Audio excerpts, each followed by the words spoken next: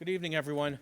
This meeting is being held in accordance with the Open Public Meetings Act, and adequate notice of this meeting has been provided as required by law. Specifically, the revised annual notice was emailed to the West Essex Tribune and Star Ledger on February 28, 2023. The agenda and resolutions for the meeting are available on www.livingstonnj.org. Certain portions of the meeting may be closed to the public for the purposes of personnel and/or other matters as outlined in the Sunshine Law. Decisions made and/or discussed in closed session will be made known to the public at a later time. Notice to the members of the governing body and township staff. Any use of electronic devices during this meeting shall be used solely for the purposes of township business, and any communication are subject to the Open Public Records Act. To the extent possible, this evening's Township of Livingston meeting will be live streamed via Facebook at www.facebook.com/LivingstonTownshipNJ. Questions or comments will also be accepted by emailing livecomments@livingstonNJ.org by 4 p.m. on the day of the meeting. Each speaker should follow the rules of order in Livingston Code 2-15. Madam Clerk, roll call, please. Council members Meinhardt. Here. Klein. Here. Begoli is absent. Deputy Mayor Anthony. Here. Mayor Vieira. Present. Please join me in a moment of silence, followed by our Pledge of Allegiance. And as each of us reflect through our moment of silence, let's continue to remember those in our community who are facing difficult challenges.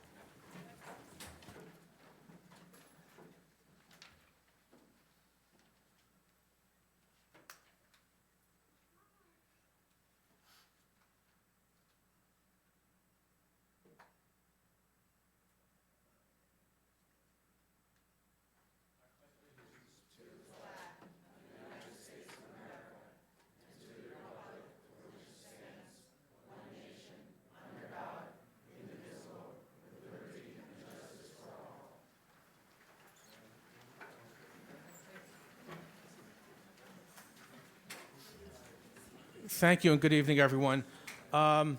Is Eileen Fishman here from the county? I did not see her. Okay, so we're going to move to that. There are no proclamations or presentations for consideration tonight. Approval of minutes pending any corrections. We have the regular and conference meeting minutes of July 10th, 2023. May I have a motion to approve the meeting minutes? May I have a second? All in favor? Okay, abstained. Anybody opposed? Okay, thank you. If you're here tonight to speak about ordinance number 19-2023, that's the 45 South Livingston Avenue redevelopment plan. That's the Bottle King area project.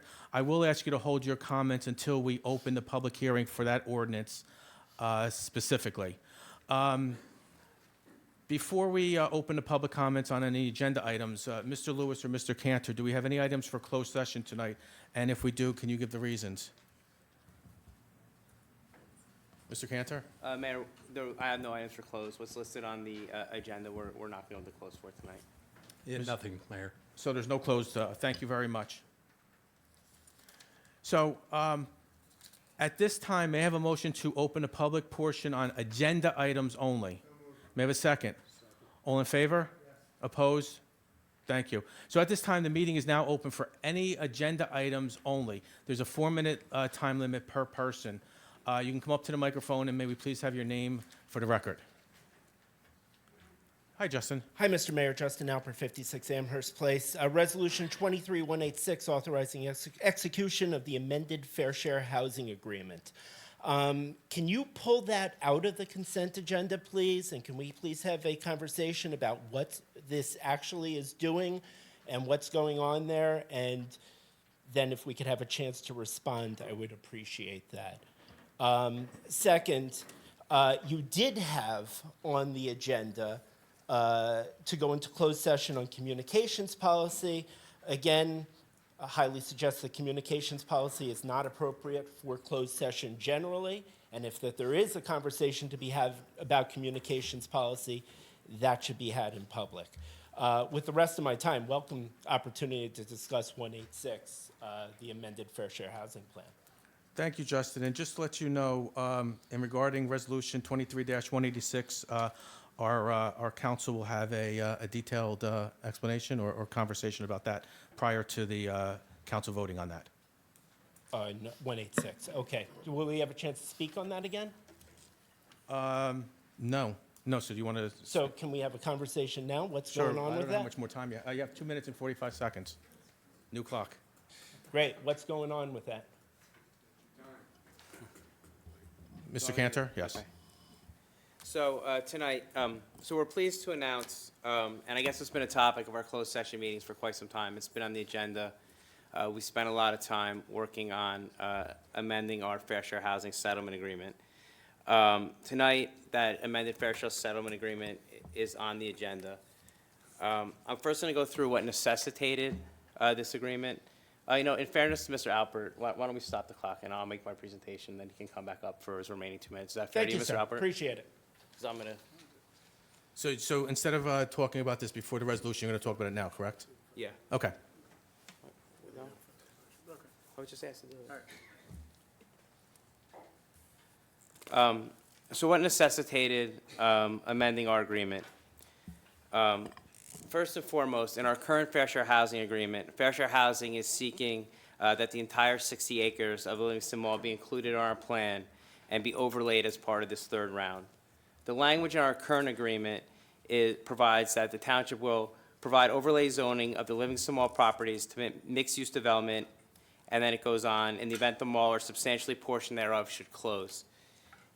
This language, although it may seem clear, created a bit of dispute. Fair share housing took the position that the township must overlay the Livingston Mall currently, regardless of what operations are going on in Livingston Mall. Their position was the language was to encourage development regardless of what's going on at the mall. The township disagreed and felt that the overlay was only intended for when the mall ceased operations. As many of you know, during COVID, Sears ceased operations, and the mall has largely wound down. So we had a lot of negotiations with Fair Share Housing. Mr. Lewis, myself, our planners, spent a lot of time negotiating with Fair Share Housing, and I think we came up with what is a very beneficial solution to the township. Over the 60 acres of the Livingston Mall, which overlaid could produce thousands of residential units, we were able, through our planner, Mr. Lewis's efforts, the council's efforts, to limit that to the 16 acres that are on the Sears property and only 376 units. So the maximum amount of units that could go onto Livingston Mall are 376 units.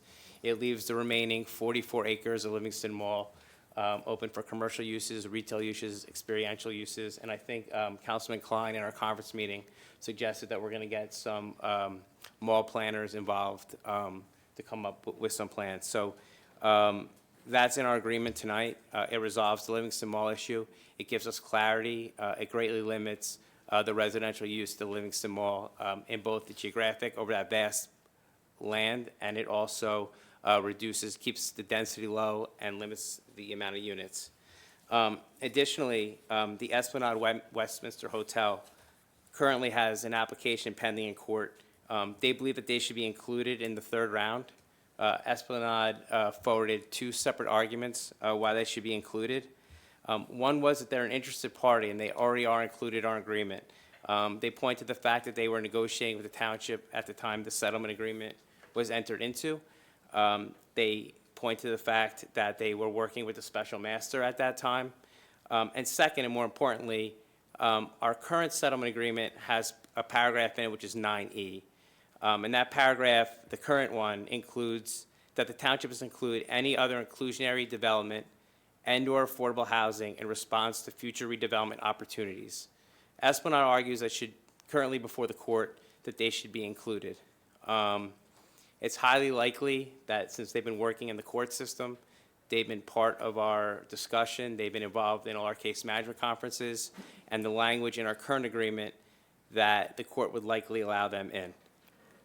So in negotiating with them, the council, along with Mr. Lewis and myself and Fair Share Housing, were able to restrict the units that will go on the Esplanade to be 55 and over for a portion of those units. So about half of those units will be age restricted, which I know is something that the residents have been asking for. It limits the impact to the school system, among other things. And in addition, Fair Share Housing has agreed to eliminate paragraph 9E from our agreement.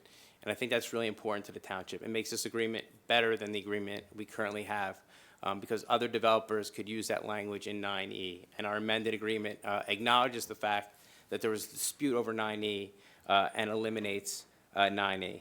Some of the other benefits to the township to amending its fair share housing agreement, other than the elimination of paragraph 9A, which again is a huge benefit because that was essentially allowing other developers to come in, seek fair share housing's help, and try to intervene in our third round, despite the fact that we had settled.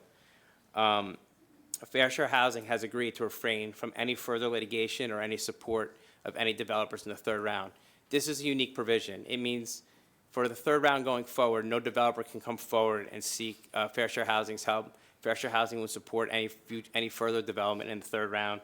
The language goes, notwithstanding anything to the contrary, fair share housing agrees that it will neither bring nor join any third-party claims against the township as to the township's third round RDP or the township's third round unmet need. This is very important also. If any developers were to come forward and say, we have land, we should have been included, we can provide affordable housing in Livingston.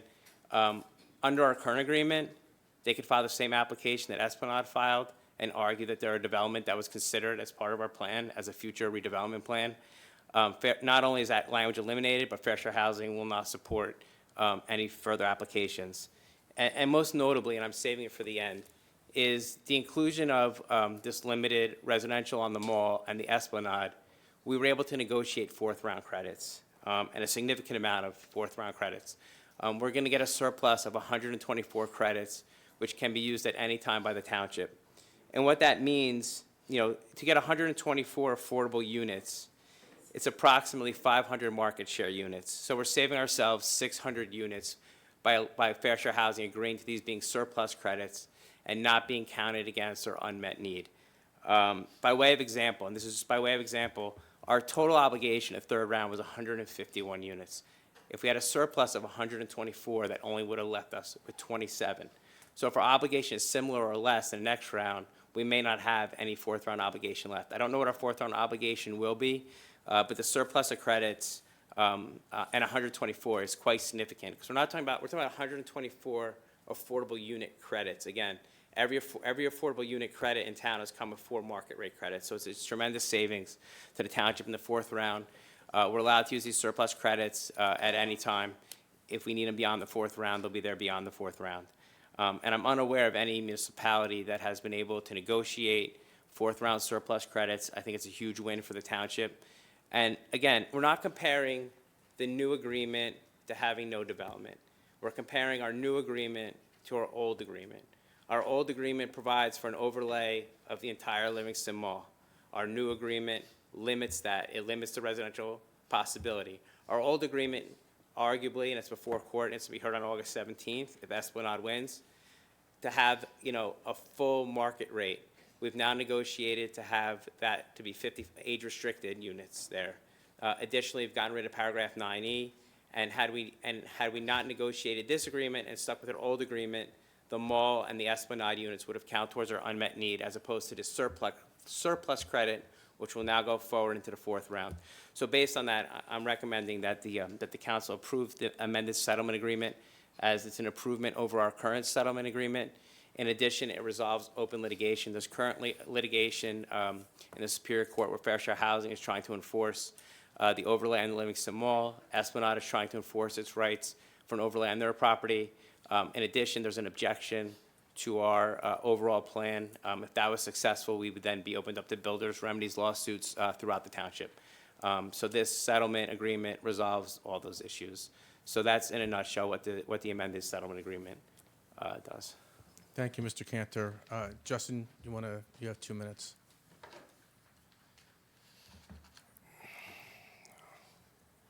Mr. Mayor, with respect to the Esplanade property, it doesn't seem like we have a master plan back there for our warehouse district. We have things, we put in a self-storage unit, not sure what the value of that to the community was. We have a number of facilities for special needs kids there and for early childhood. We're going to lose our township hotel. And I'm not sure of anyone 55 years old who wants to move out on the state highway there. It doesn't seem like it's part of an intelligent master plan. Just as an asterisk to that, if we are going to lose our hotel, we ought to think about putting in space for bed and breakfast in the heart of the community that we develop, where we develop healthy local commerce and culture, and people are going to want to stay. Otherwise, there's nowhere left in the community to do that. Secondly, with respect to the next round, we ought to have a conversation right up here on the dais about how we would like the law changed in Trenton to give us responsible and accountable local control back here in the localities. Livingston ought to be leading on that. There are localities across the state on both sides of the aisle who would come together in support in changing the law to make sense for responsible and accountable local development. Livingston should be leading that conversation, and we should change the law for our own benefit in 2025. Thank you very much, Mr. Mayor. Thank you, Justin. Does anyone else have any comments? Hi, Bernie. Name and address for the record. Bernard Searle, 14 Washington Court. I actually agree partially with Justin. And I strongly disagree with some of the comments that I hear because they're not within my fact base. So when somebody tells me that there's 60 acres somewhere and we don't assign, I hear this number of thousands, that means nothing to me.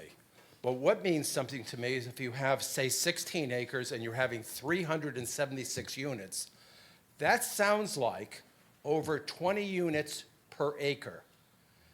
And if you don't think that is excessive development, then you don't live in Livingston. When you have plans that you're going to put up, theoretically, buildings that are going to be 60 feet high and then another 10 feet in the center of town, you don't live in Livingston. I don't know where you live, but it's not in keeping with the town. Number two, nothing was said when third round ends. Isn't it 2025? Third round. Yes, sir. You never mentioned that. It seemed like it was way in the future.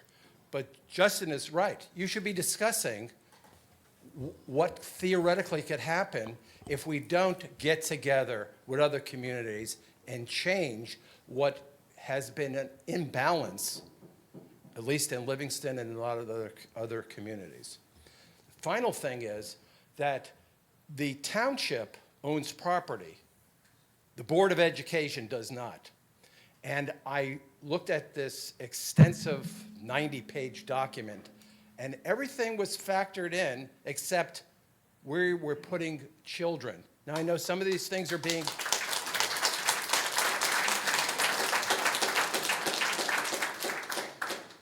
I know that there's development, there's two kinds of development, and Ed Meinhardt is correct. The major development he is correct about is people taking small houses, knocking them down. But we're not looking at the cumulative effect. We're not planning with the Board of Education that has no property, and that this body has the opportunity to work with them to, if you guys don't stop what's going on with affordable housing so that we go from, I don't know, 30,000, 33,000 to 50,000 people in this town, where the kids are going to go to school. Livingston has a very diversified school district. It takes care of a lot of children with a lot of different needs, and that needs to continue. But they ran out of space. They're having trailers in September, and we haven't had that in decades. This body has property. This body needs to stop the concept that it's two separate bodies. It's one town. Thank you.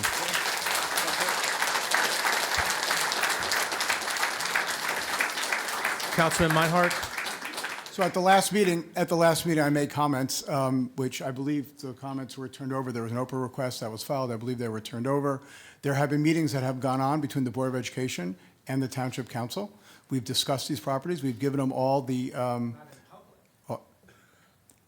reports. Justin, you opened the reports at a very large expense to this town, which you got the reports. You saw the reports that were turned over. the reason why we Mr. had, the Alpert, reason. Mr. Alpert, please. The reason why we haven't had, just for your information, in public with the town council, is the mayor has, how many times has the mayor tried to set up a 5-on-5 with the Board of Education now? Several so far. and we Several, just okay. can't So get our we, dates we together. still, we still can't get a date from the Board of Education to sit down with them on a 5-on-5 basis. Mr. Alpert, you're out of order. Well, Mr. Alpert, this isn't a conversation. So either I'm going to give you the facts, or you're going to give me the stuff that you believe in your head. So we'll have a conversation. Okay, thank you. So we've tried now since January 1st to set up 5-on-5 meetings, which are open meetings so the town can be a part of.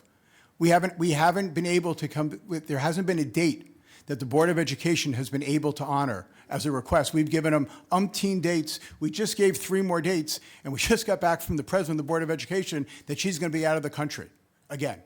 So we're trying, and we've turned over reports. The town manager has turned over reports to the superintendent of schools, all the properties that have been zoned and built.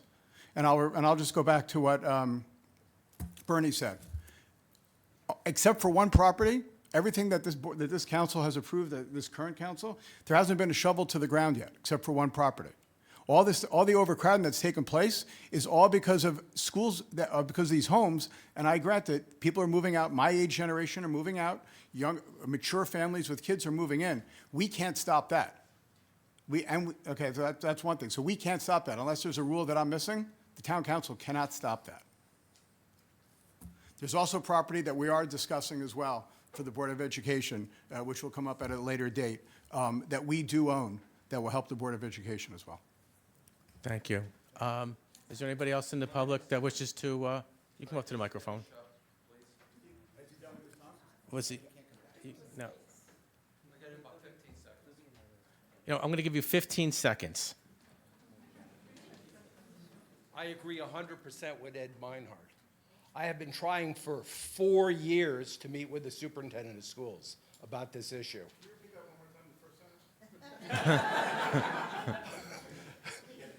Did I get another 15 seconds?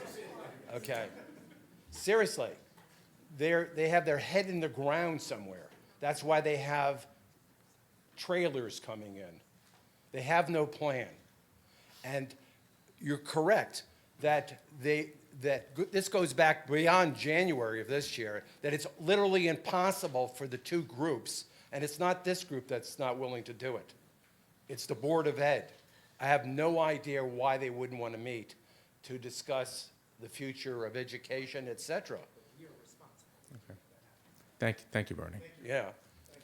Does anybody else wish to?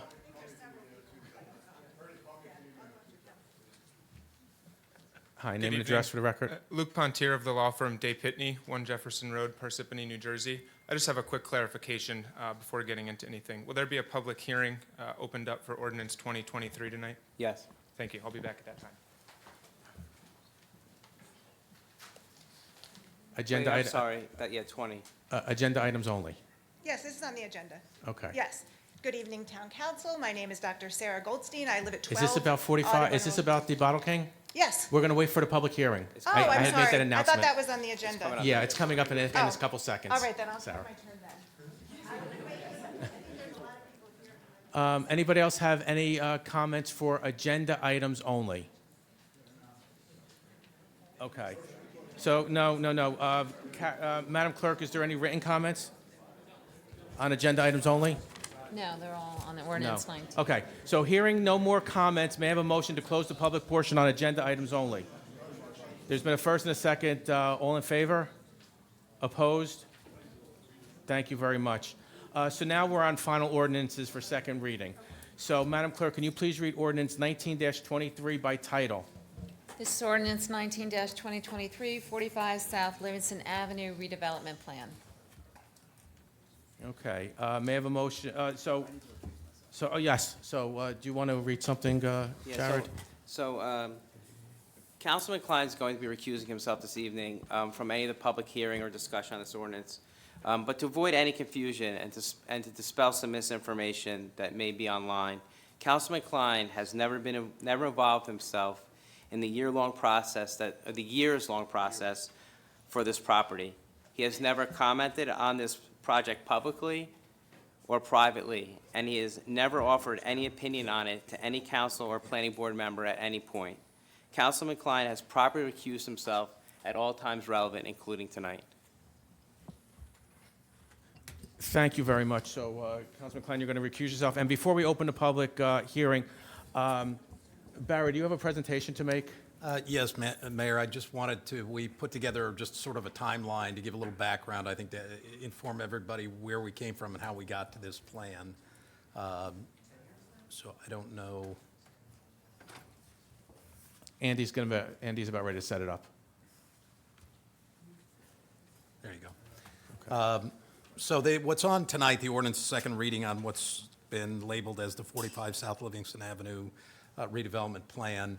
The properties in question are the Walgreens, the Valley National Bank, the old Bottle King, that parcel. This started, I got here in March of 2018, and this was already sort of on the radar at the time, and it began in 2018. The township adopted a master plan that had been the subject of considerable public meetings, public hearings, discussion for at least a year or 2 years preceding that time. So the 2018 master plan, and I think which was the genesis for where we are today, contains certain goals and objectives, and I've highlighted and just lifted out a few of them that are relevant. Number 19 was to consider the use of redevelopment and rehabilitation pursuant to the local redevelopment and housing law as a technique where appropriate to revitalize and enhance areas or properties within the township, to encourage the township to continue to provide a range of affordable, economic, attractive options for housing and services, including empty nesters, supportive housing facilities for older residents, housing meeting state affordability requirements, and to promote further revitalization of the B, B1, and B2 districts by encouraging mixed-use business residential development. In the statement of the strategy, one of the key points was the economic health of the community is equally important strategic objective promoted by this land use plan's mixed-use recommendations to maintain and improve the economic vitality of downtown areas. And then in listing specific strategies, number 4 referenced compliance with affordable housing obligations, the drafting of new development regulations to be compatible with the plan, to investigate new areas for redevelopment and revitalization, and finally 9, to promote appropriate residential development to support core retail and service destinations. Then specifically with, in reference to the B Central Business District, which these properties are located in, the master plan recognized that the core commercial zone of the township is essentially 2 different areas, the Northfield and the town center, both on Livingston Avenue and then on Northfield and on Mount Pleasant, and made the recommendation that appropriately located parcels could contain buildings of 2 or more stories with residential units above retail and compatible service businesses to add residential vitality to the downtown. Went on to say they should be elevator served, and note that it could reduce the use of automobiles and promote pedestrian traffic. So it was against those that backdrop and those recommendations from the master plan to look at the town center at both in Northfield and Livingston and Mount Pleasant, that the mayor and council in April of 2018, the master plan, including all those objectives and strategies and recommendations, was adopted again after an extensive public outreach, public input. In August of 2018, the council adopted a resolution directing the planning board to undertake a redevelopment investigation of 42 different properties, which fronted on Mount Pleasant and South Livingston Avenue, essentially at the corner going down both sides, coming south. In October of 2020, the planner completed a portion of that study and issued a report entitled The Area Need Redevelopment Investigation for Block 3700, lots 1 through 8, 24, 25, 27, and 30, which includes the properties that are the subject of this plan. In February of 2021, the planning board, as it's required to under the statute, reviewed that report, advertised, provided notice to property owners, and held a public hearing on the report, which was attended by numerous residents and interested parties, after which the planning board recommended designation of the properties in the report as an area in need of redevelopment. In February 21, the council adopted a resolution accepting the planning board recommendations and designating those properties as an area in need of redevelopment. And then from that point forward, this project in particular was the subject of countless meetings with town representatives, including planning board chairpersons, different mayor, council members, myself, the township planner, redevelopment council, traffic consultant, et cetera, to review and try and determine what would be appropriate development in furtherance of those master plan goals and objectives. And again, different concept plans were presented, negotiated down. As having participated in those, I can tell you that the developers were initially looking for a significantly higher number of units, taller and larger buildings. That was negotiated down. We also incorporated new green building requirements, and the planner then prepared the redevelopment plan that is on the agenda tonight. That was introduced at the council meeting on June 26th, was sent to the planning board for statutory review. On July 18th, the planning board reviewed the plan and found it consistent with the master plan. And that was then scheduled for the hearing, which is on for tonight. So that's sort of the history of how we got here today and when this started some 5 years ago with the recommendations for the master plan. As it relates to the specific properties in the project, I do think that I think it's worth noting, and what's in the plan, the township was, I think, cognizant of the fact that, one, these property owners are local property and local residents with ties to the community who did not sue the town, did not get into the fair share litigation, did not push to maximize the density, unlike a number of other sort of out-of-town developers did, and put the sort of proverbial gun to our head. They did not do that. They were cognizant of a number of our concerns, such that the plan as proposed only has 1 and 2 bedroom units, no 3-bedroom units, so that, again, concerns about the school impact. There's a provision that they may provide their affordable housing component through providing affordable, supportive, special needs housing, which was another goal of the master plan. Also could meet a real community need for certain service and nonprofit organizations in the community, while also not impacting the school system.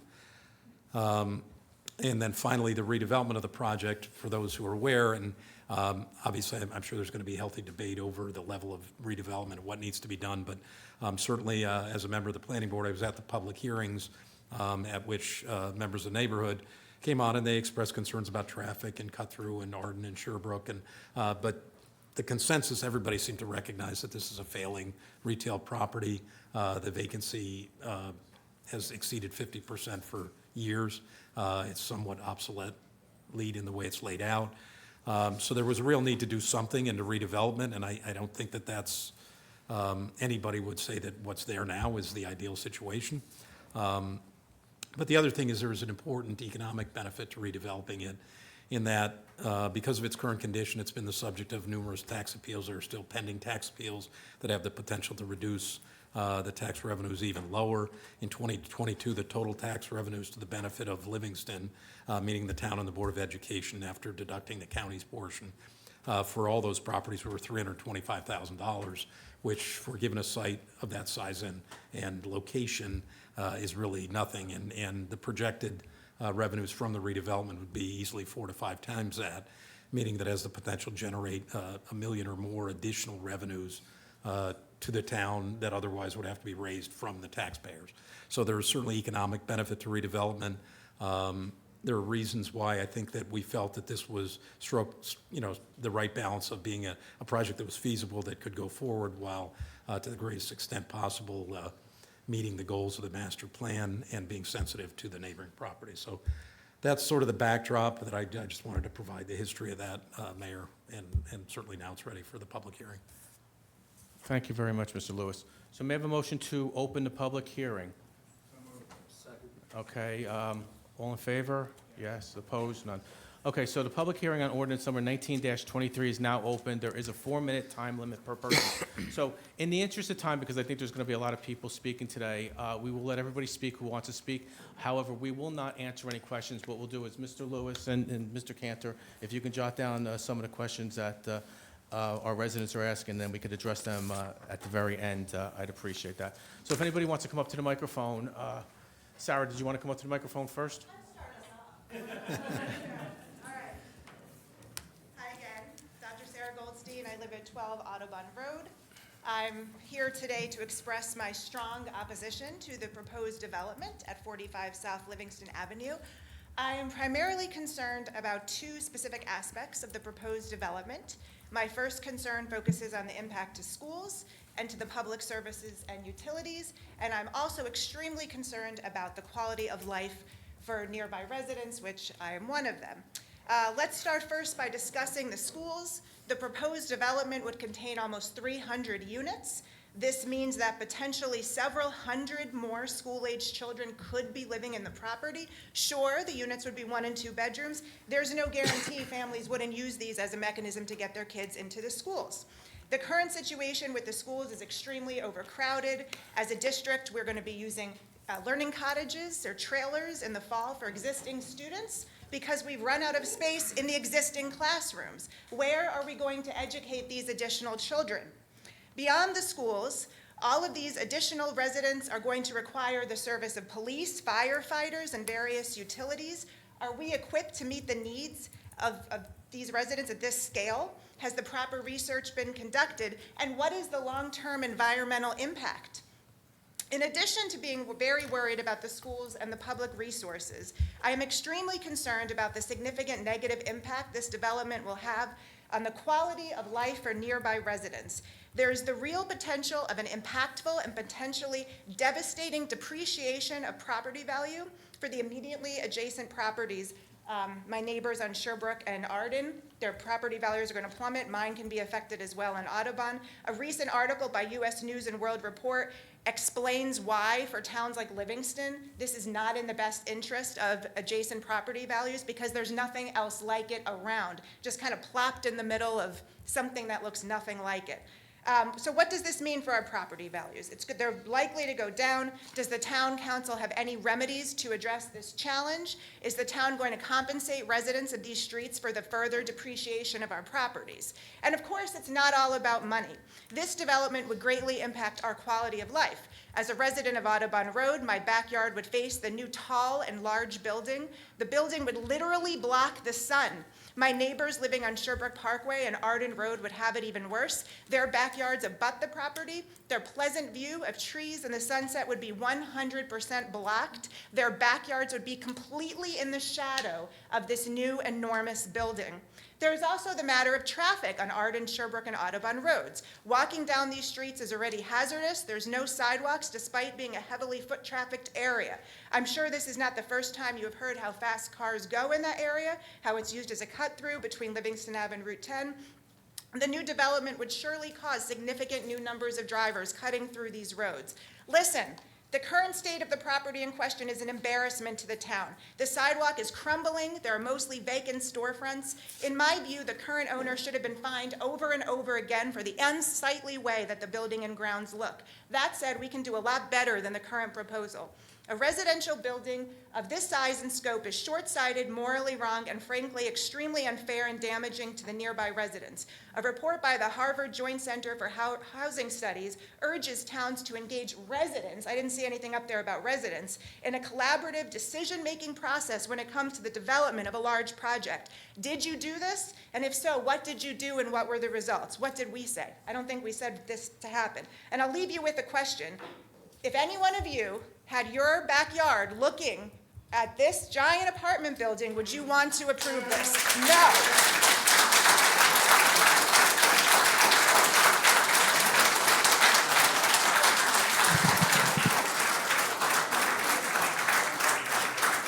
Thank you.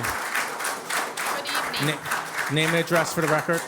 Yes, my name is Hong Yuan, Hongyuan. I'm of 7 Montgomery, and I'm a town resident for 7 years, and I'm a registered New Jersey professional engineer specialized in transportation planning and traffic engineering for 15 years.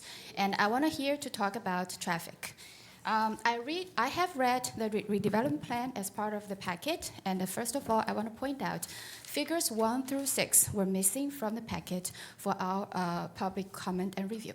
And I'm going to just read it, okay? So on page 22, the plan design standard section has described the curb cuts up. There will be 3 curb cuts up maintained on South Livingston Avenue, And as we all know, Route 10 and South Livingston Avenue in the area are designated by New Jersey Transportation DOT as urban principal arteria. And with a 40 or 35 to 40 miles per hour speed limit, 2 lanes in each direction, and no on-street parking, no shoulder at all. So the term urban principal arteria speaks for itself. With high travel speed, high traffic volume, and no on-street parking, it would be dangerous to introduce a downtown type of development without changing the roadway surrounding it.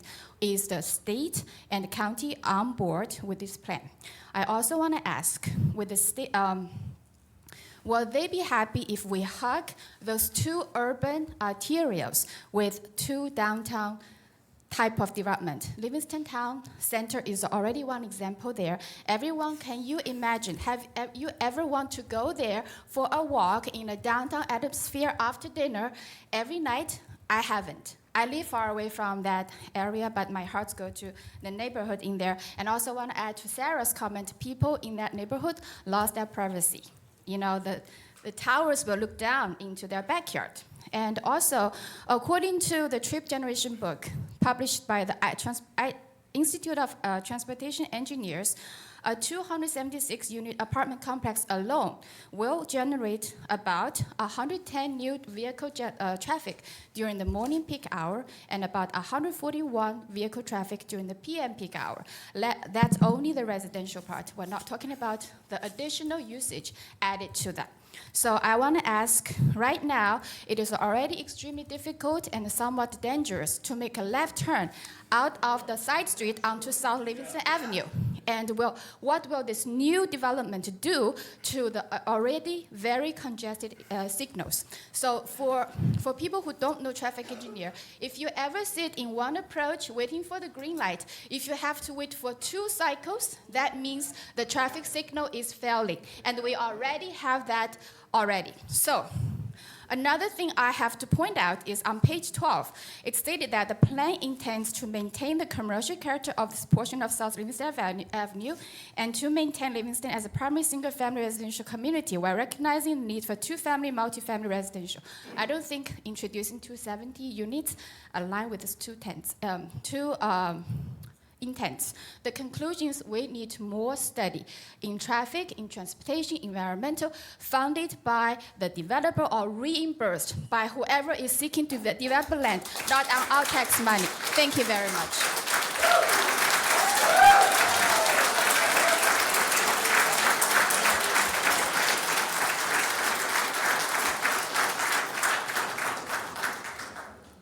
Thank you. Name and address for the record. Cindy Korsbrand, 34 Sherbrooke Parkway. My property adjoins the Walgreens property. Now, interesting that you just talked about the traffic situation because I went to Town Hall into the clerk's office and requested a copy of the traffic study that was done. I was surprised when it wasn't included in the overall packet. They were not aware of it, and I filled out a formal request for it. And hopefully it doesn't go back to 2018 because that would be a 5-year-old study at this point. And I concur with absolutely everything that you said. I invite any of you to join me on Sherbrooke Parkway to see what the traffic is like, especially when it backs up at Livingston Center. The second question I have for you is the apartment density for this project is 38.98 units per acre.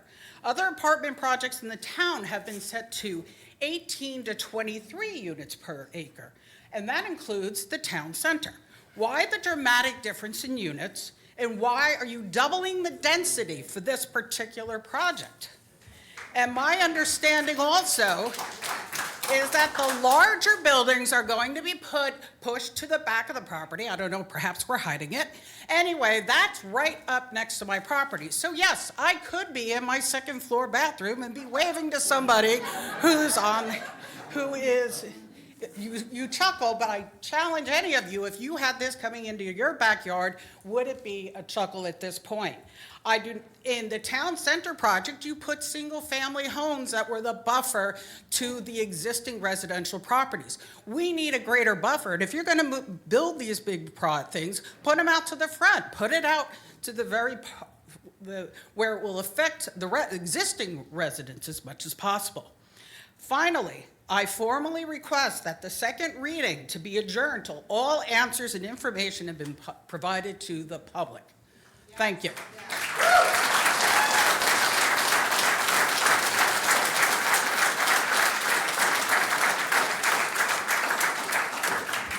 Is there anyone else? Whoops. Hi, name and address for the record. My name is Ray Siegel. I live at 4 Garnet Terrace.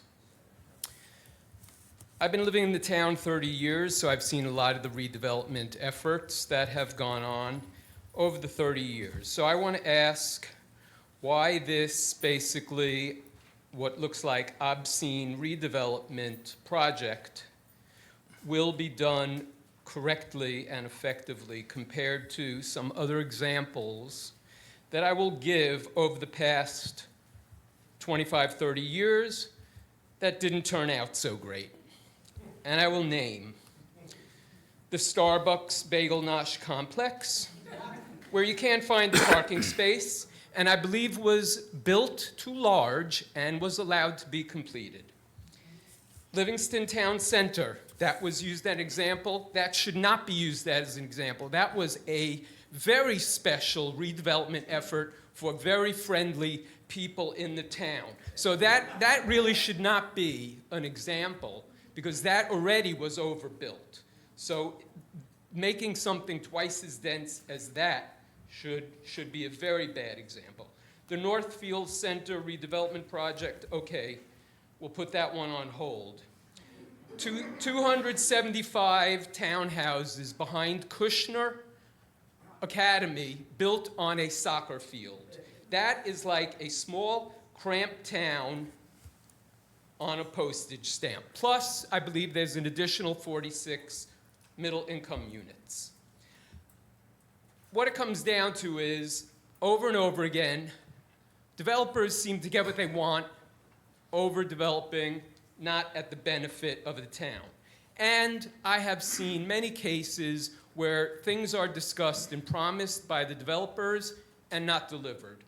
Small example. Many times, at least twice for the town center, it was discussed that the clock would not be broken. The clock has been broken for years, as has been the Starbucks clock and the one at Coco Bello. So people, yeah, you could say anyone's not supporting the property. And it seems that these projects, there's nothing wrong with that Valley National Bank. Why is that part of a redevelopment project? And there's nothing wrong with the Walgreens. The town and all the people seem to need that pharmacy. You're always waiting online there. So this does not seem to benefit the town at all. Lastly, fire trucks will not be able to get through 5 p.m. with more traffic on Livingston Avenue. It's a danger to the community.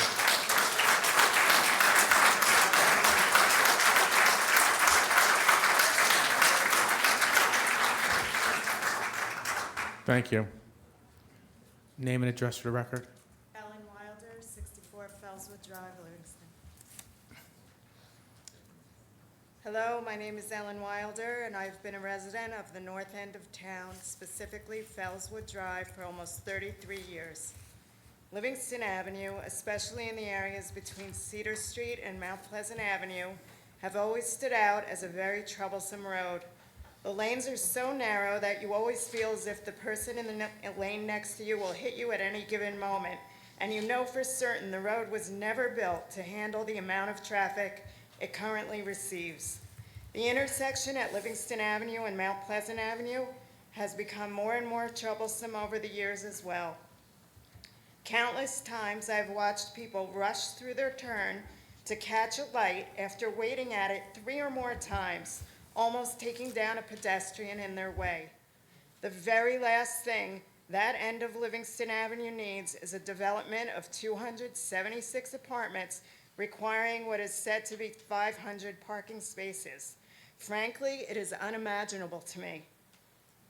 Rarely is there an easy clearing to even exit for the from the Dunkin' Donuts safely.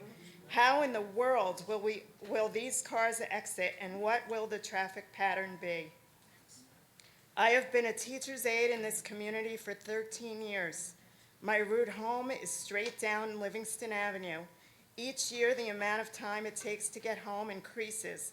Last year, it was to the point of disbelief. Which also makes me wonder, where will the children go? Where will they go to school? We are full. Do we have the capacity to house them?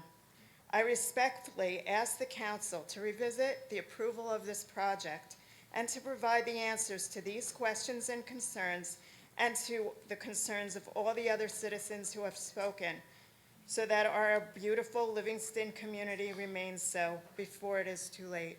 Thank you.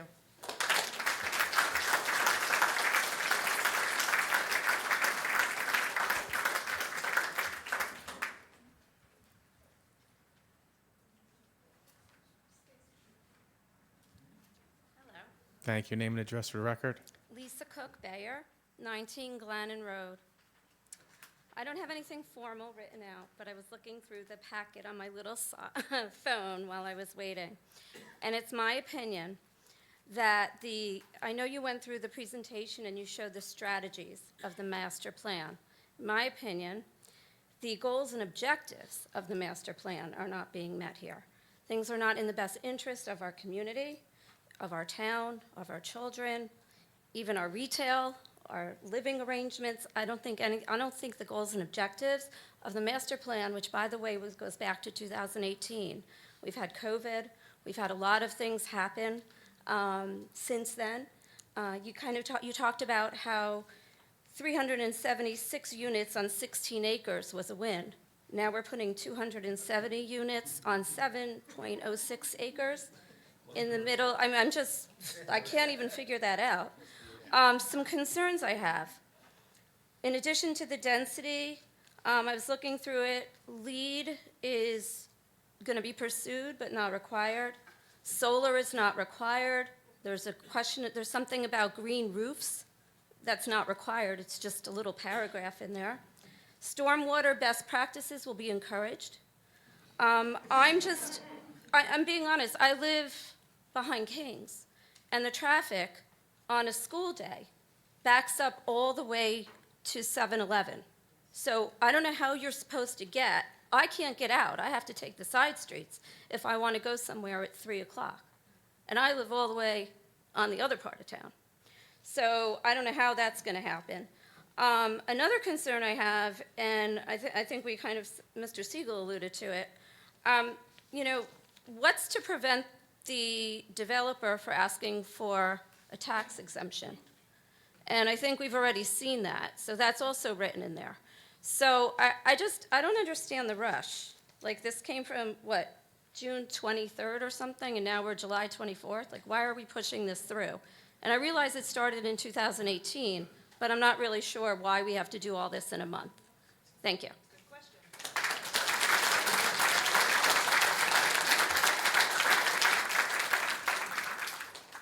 Thank you. Name and address for the record. Elizabeth Weiss, 8 Village Drive. Hello, I also did not prepare statements and in fact stopped by on the way home from dinner with my children, but I wanted to echo some of the comments I heard tonight and just raise a few of my serious concerns as well. The parking spots, the traffic has been addressed. Have there been traffic flow studies done? Have we had an opportunity to see those?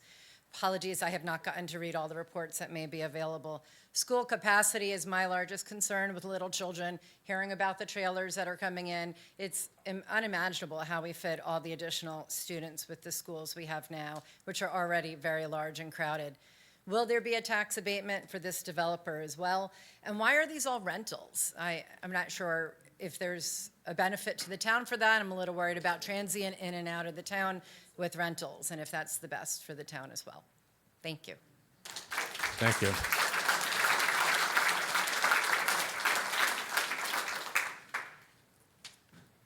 Art Altman, 16 Elwood. So the town needs to address traffic on cut-through streets, and I'm not talking about the disaster on Arden and Sherbrooke.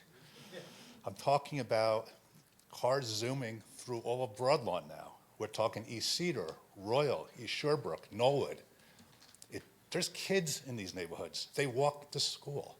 They play around the street. It's a dangerous situation. The town needs to plan before they put in all these monster developments, what they're gonna do about this. Either it's traffic calming or other techniques to slow the traffic, or there's gonna be a disaster.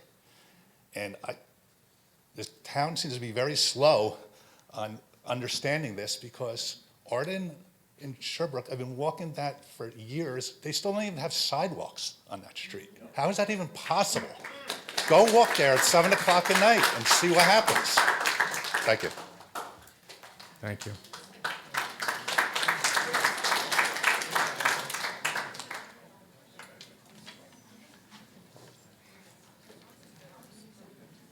Craig Burrell, 20 Fairfax Drive.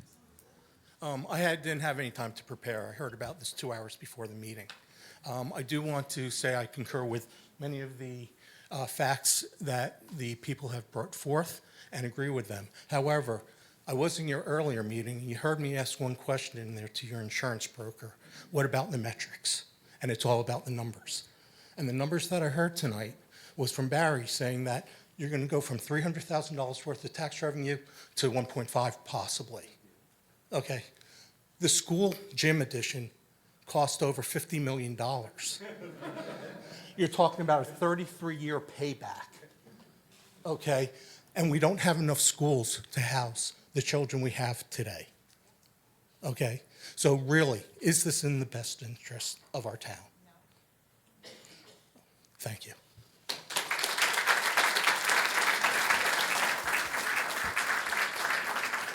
Thank you. Name- Sherry Ratner, 19 Fairfax Drive.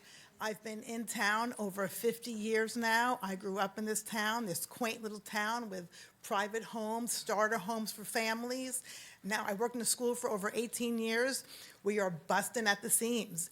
We have redone even Burnett Hill with that beautiful addition they made. They're now turning it into classrooms. I watched that get developed, and now it's being destroyed into a classroom because we're out of room. Trailers are coming back. We have no room. I don't want the monster in my town. We don't need it. I don't want it. I really don't want it. I just want to be on record saying I'm not okay with this.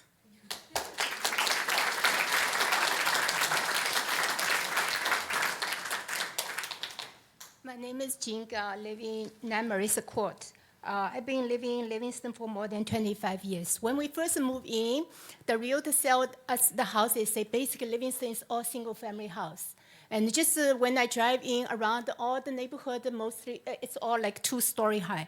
Now this building is gonna be in the right in the middle of the center, and it's 5 stories gonna be, and it's really like a monster. And talking about the school capacity, I just want to share some data with you. So from last year, 2021 to 2022 school year to this year, 2022 to 23 school years, our high school, the students, the number of students increase is 4.8% just within a year.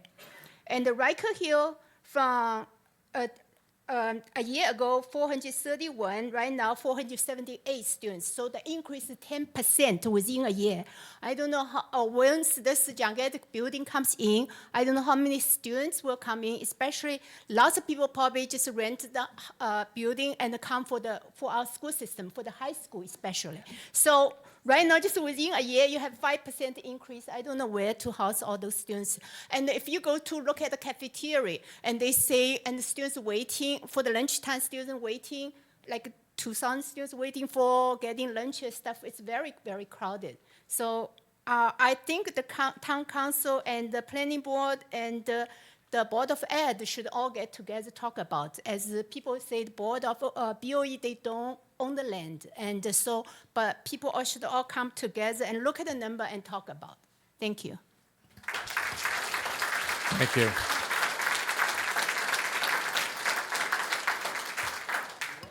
I won't be long because I don't have much to add.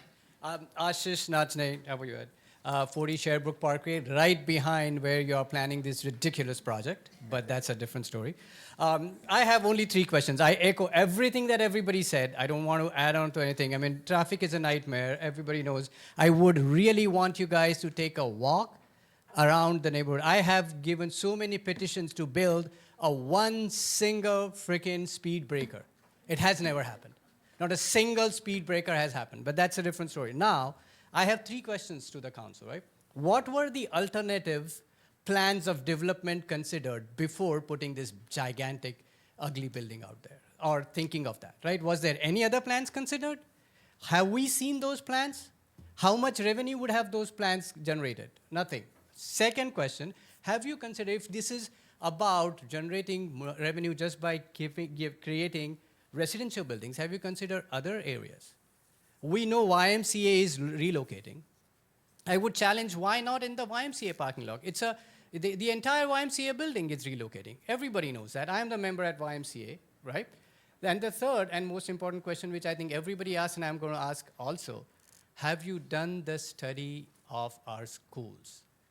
What our schools are going through today? My kids are out of the schools now, but still, it's just horrible, right? I completely oppose this. I will not ever let this go through. Thank you.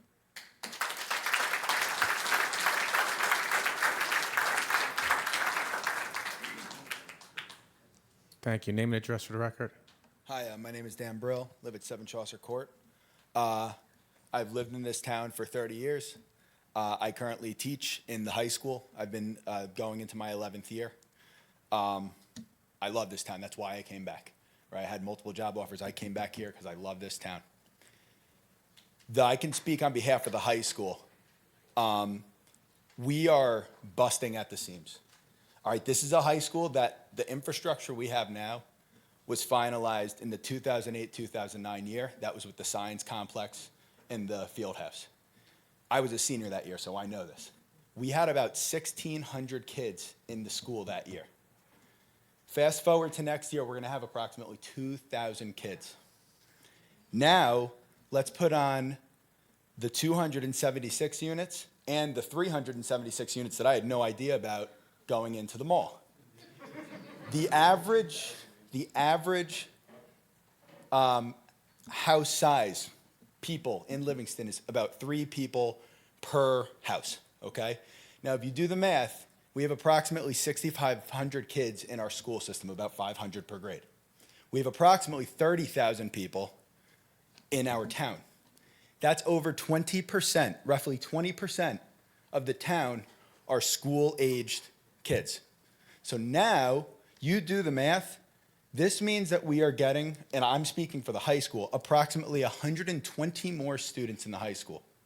So now that number goes up to about 2,120 kids. That's approximately 33% increase from when I was in school, which was already packed. This is an issue for multiple reasons. One, and honestly the less important issue, is the education, and I'll get to what I mean in a second. With more students, it is harder, and I can speak on behalf of myself as a teacher, your class sizes are getting way too big, or we have to hire more staff, in which case now we're shoving more people into this building. It is tougher to give a good education, but what I'm most worried about, which I want to make sure I have time to get to, is the safety of the schools. Fire drills, lockdowns, lunchtime evacuations. The more kids we keep on shoving into these schools, the less our voices can be heard, the less we can maintain and ensure the safety of these kids. This year, we had a lockdown scare in the high school, and in the cafeteria, it was too loud. They couldn't even hear the PA. They didn't know what was going on until luckily an administrator had come by and basically said, we're in a lockdown, okay? I am not too familiar with the elementary schools, but I'm hearing tonight we have all these trailers. Imagine your child was in a trailer during a lockdown. How would you feel? We have to consider all of this before just making this decision, because this inviting way too many more people into this town without taking care of the schools first, it's the wrong order.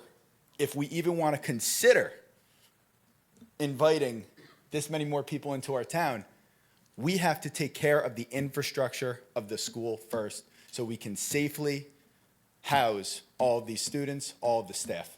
Thank you.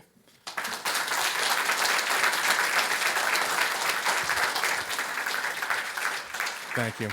Hi, Justin. Hi, Justin Alpert, 56 Amherst Place. It is difficult to see the dais overextended on its authority. There doesn't appear to be any public support. Nobody is coming forward to speak for the project. That should be a matter for reflection.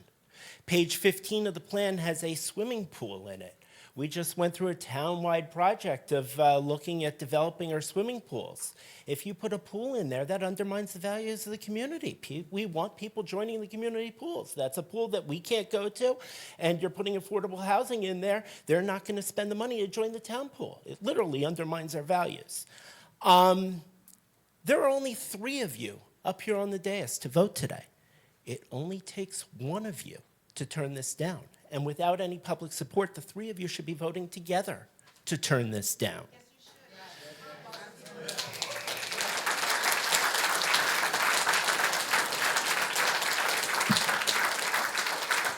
We have had bad advice over the years.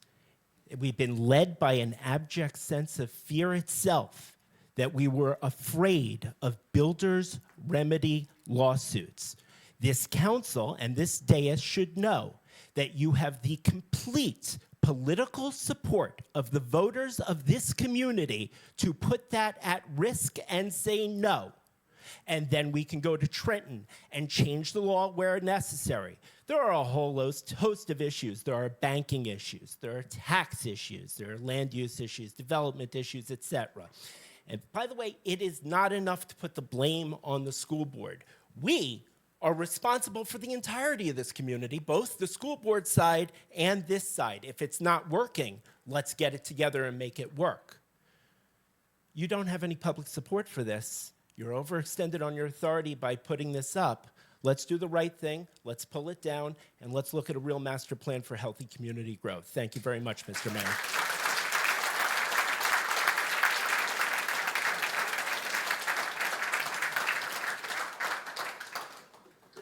Matthew Brill, 9 Rossmore Court, Terrace, excuse me. Obviously, not planning to come up here and speak, but I've been hearing a lot of stuff and just want to put my 2 cents in. I've been part of this community for my whole life. I was born in St. Barnabas. I've been living here for 30 plus years. You know, growing up, this town was the ideal suburbia for me. Seeing what that was growing up, and then the townhouses went in and it affected, but I didn't really feel the effect as much at the time. But now once I started driving, going around, I realized it was a big change, especially traffic-wise, and I agree with everything that everyone said. I'm also a teacher, but not in this district. I actually teach down the road a little bit in East Orange. And there they have a lot of multifamily, big apartment complexes that bring in a lot of people into a small area. And I know what the school district looks like over there from firsthand experience, from overcrowding, too many students, not enough teachers. We literally can't keep the doors up on certain hinges because there's just too many kids messing around and voices get lost in there. Like other teachers have said here, they're already starting to see in here. So number of students is a fear because my wife wasn't able to come today because she's at home with her daughter right now. So that is one big fear. She is watching this, however, and much more engineer-minded than I am, has sent me a few things to ask. Number one is, will the council postpone their decision seeing such a negative feedback from the population here to be able to, you know, do a little more research, maybe get a little more information out and get a little better feel going now that so many people who were clearly unaware of this from further back now, this is a huge public issue for us. Number 2 is, how is drainage and water going to be addressed with this facility, especially since there's already such a big water problem and crisis in town right now that hasn't even been addressed yet? So why do we keep bringing on more projects to do when we haven't fixed the problems we have already going on right now is a big question. With that, I think I'm done with my time, and I would just like to say, personally, again, I had the opportunity to move out, like actually my brother before me, move out of town, and my wife came in from Brooklyn city and saw the field and said, this is a great place to raise a family, it's a great place to have children, great school district. We don't need to worry about looking for private schools or anything like that. The public school is excellent here. I came up through the district, came up through the town, always felt safe. We moved here for that safe suburbia hometown feel that I grew up with. I'd hate to see that disappear for $1 million revenue a year when there's other options that won't overcrowd and turn this suburbia into a more urban district. Thank you.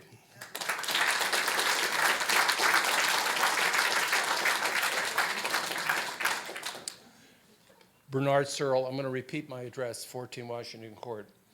The reason I'm repeating it, the current town center, certain times of the day, the traffic backs up from the intersection of Route 10 and North Livingston Avenue all the way to Lincoln. Think about that, all the way to Lincoln. In addition, the most interesting thing is that this particular project, nobody's suing you. Nobody's suing you, yet we're going to put up a building that's 60 feet high, and then on top of that is going to be the air conditioning. So I'm totally perplexed why you just don't postpone this till they come up with something more reasonable. On top of that, this property has been a nightmare for over a decade, maybe 15 years, 18 years. Nobody seemed to push the owners. I don't know if there's one owner or two owners. How many owners of this property? Is it one family or two owners? Mostly one, sounds like two. Sounds like two. Okay. There was never any push with the old Bottle King to have anything done there.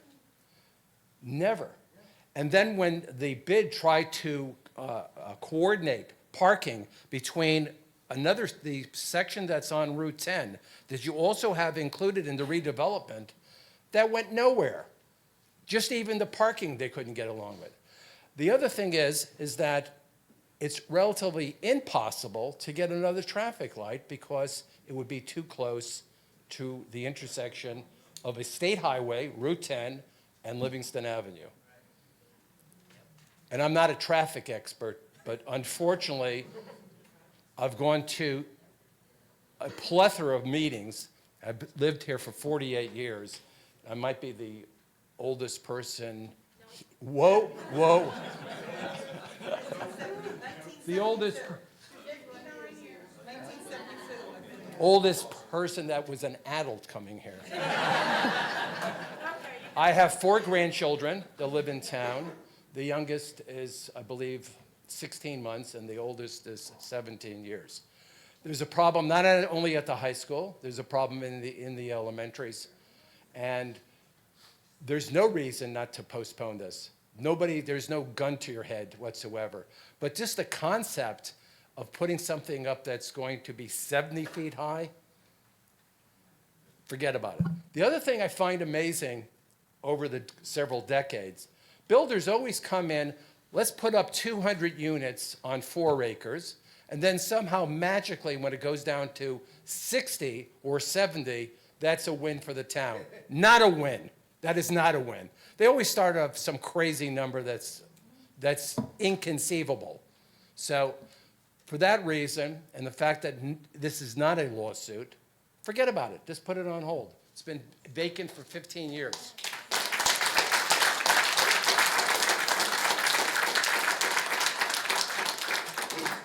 Hi, my name is Virginia DeRoshuk. I live at 37 Sherbrooke Parkway. I've gotten beat on the age, but I've lived here my whole life. I used to live on Irving Avenue. I lived there for 8 years, and I've lived on Sherbrooke Parkway for 68 years. Okay.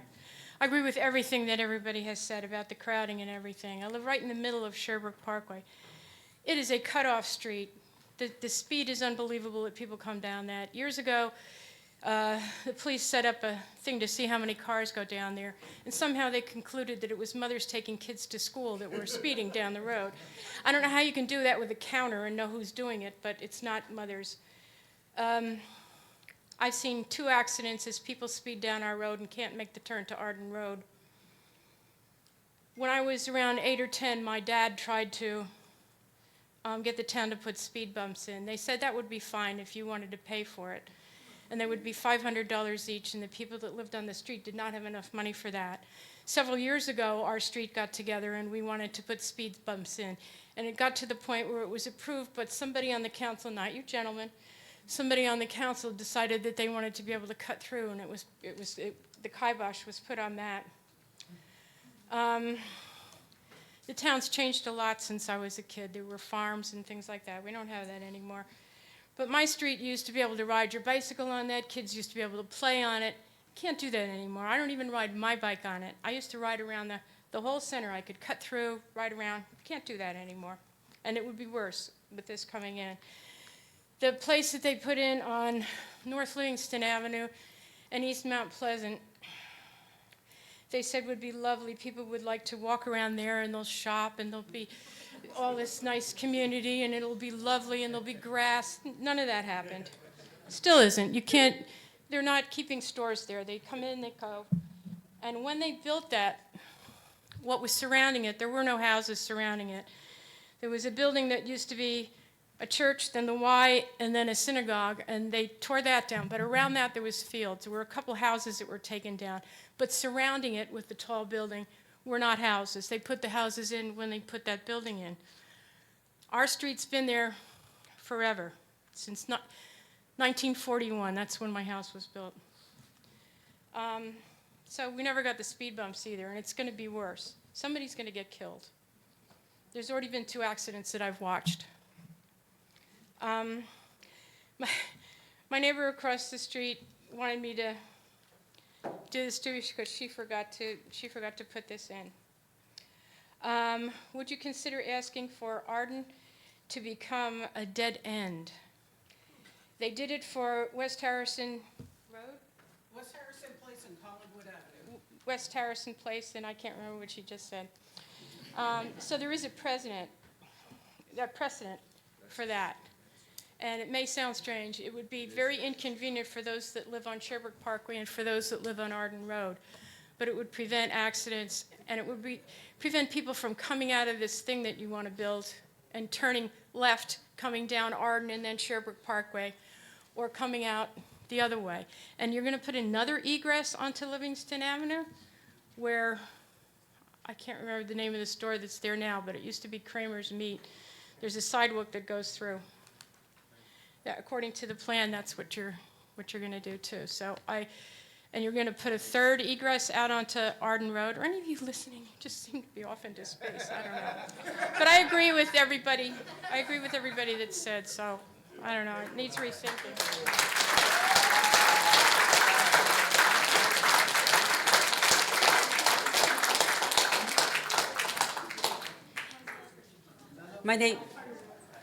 My name is Kara Altman. I live at 16 Knollwood Drive, and I did prepare something. So we read about these high-density projects, but we don't have information on how it's going to change our town. So we need forecasts starting maybe this year about infrastructure upgrades, equipment upgrades for sewer, for the water. We talked about the school. We talked about traffic. What about fire trucks that could accommodate a 5-story building? I know it's a different kind of truck you need for that. What about more police, fire, EMT? Maybe we need to get rid of our volunteers that will have to pay, which will cost us a lot more money, but to have a professional system out there, like in other towns like Montclair has. Sorry? 6 to 10 million. Thank you. Thank you. I didn't have that number. What about how the town is managed? Will that change? And also, we talked about quality life. We're all talking about traffic. I don't know. I mean, I'm assuming you guys drive around town. I mean, maybe during the day, try getting home from Livingston High School. We talked about putting a dead end at Arden Place. Well, then they're going to just find other streets. They're going to go down Falcon Ave. They're going to go down other streets. They're going to go cut by where the Kings is. They're going to come through my street, which is off Cedar. They're going to go a different place off Cedar. It's just going to reroute people and back things up. I'm also curious about, like, idling traffic, adding pollution. You know, we're all worried about greenhouse gases, but we want to put lots more cars on the road and have them clogged and sitting waiting at traffic lights. What about our public resources, like the pools and the tennis courts, beautiful ball fields and the senior center, and how staffing here in this building. It's going to take a lot more. And I know you would like to say how, oh, they're going to be small apartments, 1 bedroom, 2 bedroom. I have personally lived in and seen how people can stuff kids into a small apartment. I lived in a small apartment complex when I was a young woman, 2 bedroom, me and my roommate. Next door was a family with 4 kids. 3 kids in 1 bedroom, the parents and the littlest one in another bedroom. As a child, I lived in an apartment, a 2-bedroom apartment with my brother. We shared a bedroom. People make it happen. My cousins lived in the same apartment as we lived in on a different floor. There were 3 of them. People stuff their kids in if they want to get into the town, and people love our town. My friend grew up in a town where she had a single mom, and there were 3 of them, 3 kids, 2-bedroom apartment. She shared a bedroom with her mother. So it's not accurate to say, oh, there won't be kids, because there will be. And as someone said about the dangers, usually things don't change until someone gets killed. And I'd really like to see things change before someone gets killed this time. I don't want to wait for that to happen. And I do walk my dog on Arden and Sherbrooke Parkway, and there are so many times I have to jump up onto someone's property because of a car. And that's even when it's dusk, when it's still light out. So don't want to take any more of your time. Thank you for listening. Thank you.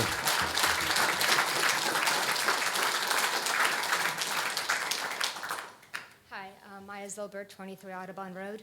So I'm not going to talk about everything everybody already mentioned because I agree with every statement, especially the schools and safety, because I have 3 kids in town, 2 in high school, and that incident you're talking about, my daughters were in such panic, I can't even tell you. But I am a CFO and talk about, budgeting and finances and stuff. You're saying you're going to make $1.5 million in taxes. Well, what about how much are you going to spend? Because you'll need additional teachers and additional aides because Livingston is known for your support, even though we have a lawsuit with the Board of Ed. That's a whole different conversation. But you will need that. You'll need fire trucks. You'll need police. You will need sewers and everything else. All that costs money. I do this on a daily basis. So whatever you're potentially earning, you're going to be spending. And you're causing all these people to be super upset amongst everybody else. That's all I'll say. Thank you. Thank you. Boris Kievsky, that was my wife at 23 Audubon Road. I don't have prepared comments either, but I have been taking a few notes. I agree with every single thing that all of you have said tonight. The traffic at that intersection is absurd at Livingston and Mount Pleasant.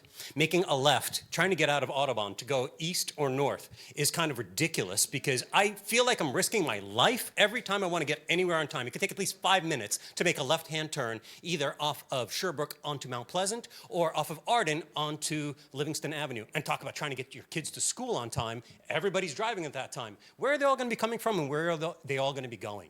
That's going to be an incredible nightmare. So that's one thing. Second, we moved here not too long ago. Both of us, well, we were born in Ukraine, but we grew up in New York. We moved to Livingston. Why? Frankly, I'm impressed how many of you have stayed in Livingston all this time, but what brought so many people to Livingston? What still brings them today? Schools. Thank you very much. That's why they come here. I don't care if it's a 1-bedroom. My sister and I grew up in a 2-bedroom apartment with my parents, and we didn't have Livingston schools. We had Brooklyn Public Education. And believe me, had we been able to, we would have moved out here. Why else does anybody move here? What, for the commutability? For that one bus that maybe comes on time every hour to New York? Are you guys kidding me? There's no trains here. There's no any other reason for any young family to move to this town. There's no jobs here. Why do people come here? The schools, the overcrowded, dangerous schools. My kids can't get from class to class on time because they're literally bumping kids in the hallway, never mind have time to get to the lunchroom and get lunch. That's ridiculous. That's unsafe and that's absurd. That's frankly shameful on us to allow such things to go on, and now we're going to make it even worse? That's absurd. So talk about the safety in that particular area, what everybody's been talking about on Arden Road. I see it all the time. We have a dog. Lots of people got dogs over COVID, which, by the way, your plan was made before COVID. Everything changed. Literally everything changed during COVID, and I think we all know that.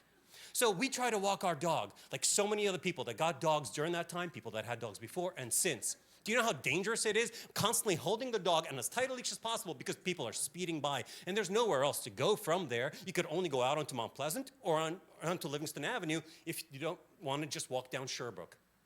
Kids riding bikes. We do have 3 kids. One of our kids finally feels safe enough to ride his bike. And what's about to happen to our neighborhood and everybody? We already have people actually going down Audubon, not realizing or hoping that it's not really a dead end because they're trying to cut around traffic. What's going to happen now, besides the fact that they're turning in front of our cul-de-sac, it's going to get even more backed up. There's also going to be bicycle storage for 80 bikes in this complex. Oh, that's wonderful. Where are they going to bike? Down Livingston Avenue? There's no sidewalks anywhere. There's no place for them to go. So either they're going to be on the sidewalks or they're going to be bouncing off of the buses that are trying to get by. Additional taxes versus property values, my CFO wife can speak to a lot better than I can, but seriously, the amount of money you're going to increase, our property values are going to drop by more than that within the surrounding area than you're ever going to raise. The character of Livingston. I have not lived here all that long. I've got 40 seconds. I have not lived here all that long, but we come here for the schools. Honestly, I wanted to move to another town where they had a main street, not a downtown. Nobody comes to suburbia for a downtown. Why not use that space to redevelop it into something that's actually beautiful, something that everybody's proud of? And lastly, with the last 15 seconds of my time, I'd like to ask why you gentlemen, those of you that were talking, while all of these kind people showed up and gave up their time today, why you were talking and not listening to what everybody has to say. And Mr. Jones, are you asleep? I'm sorry, you haven't looked at any of us. I've been watching you, none of us. We are here. Please look at us, hear us. Thank you.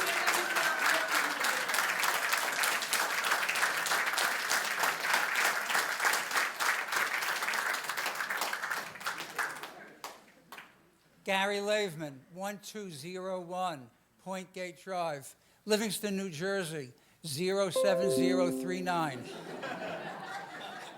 Mr. Mayor and gentlemen, I came tonight to talk about a different topic, but I feel motivated to talk about this development project. But I want to give you a different perspective. I concur with everything that was said, but I'd like to present this to the mayor, Mr. Anthony, Mr. Meinhardt, and the town manager and attorney. This township has an elective form of government. All of you have been elected to office. And people in this room have voted for you, maybe repeatedly over a series of many years. And it seems to me that if you have a room of 100 people, and 100 people are opposed to an action taking place or about to take place, that you would be alert to that and responsive to that.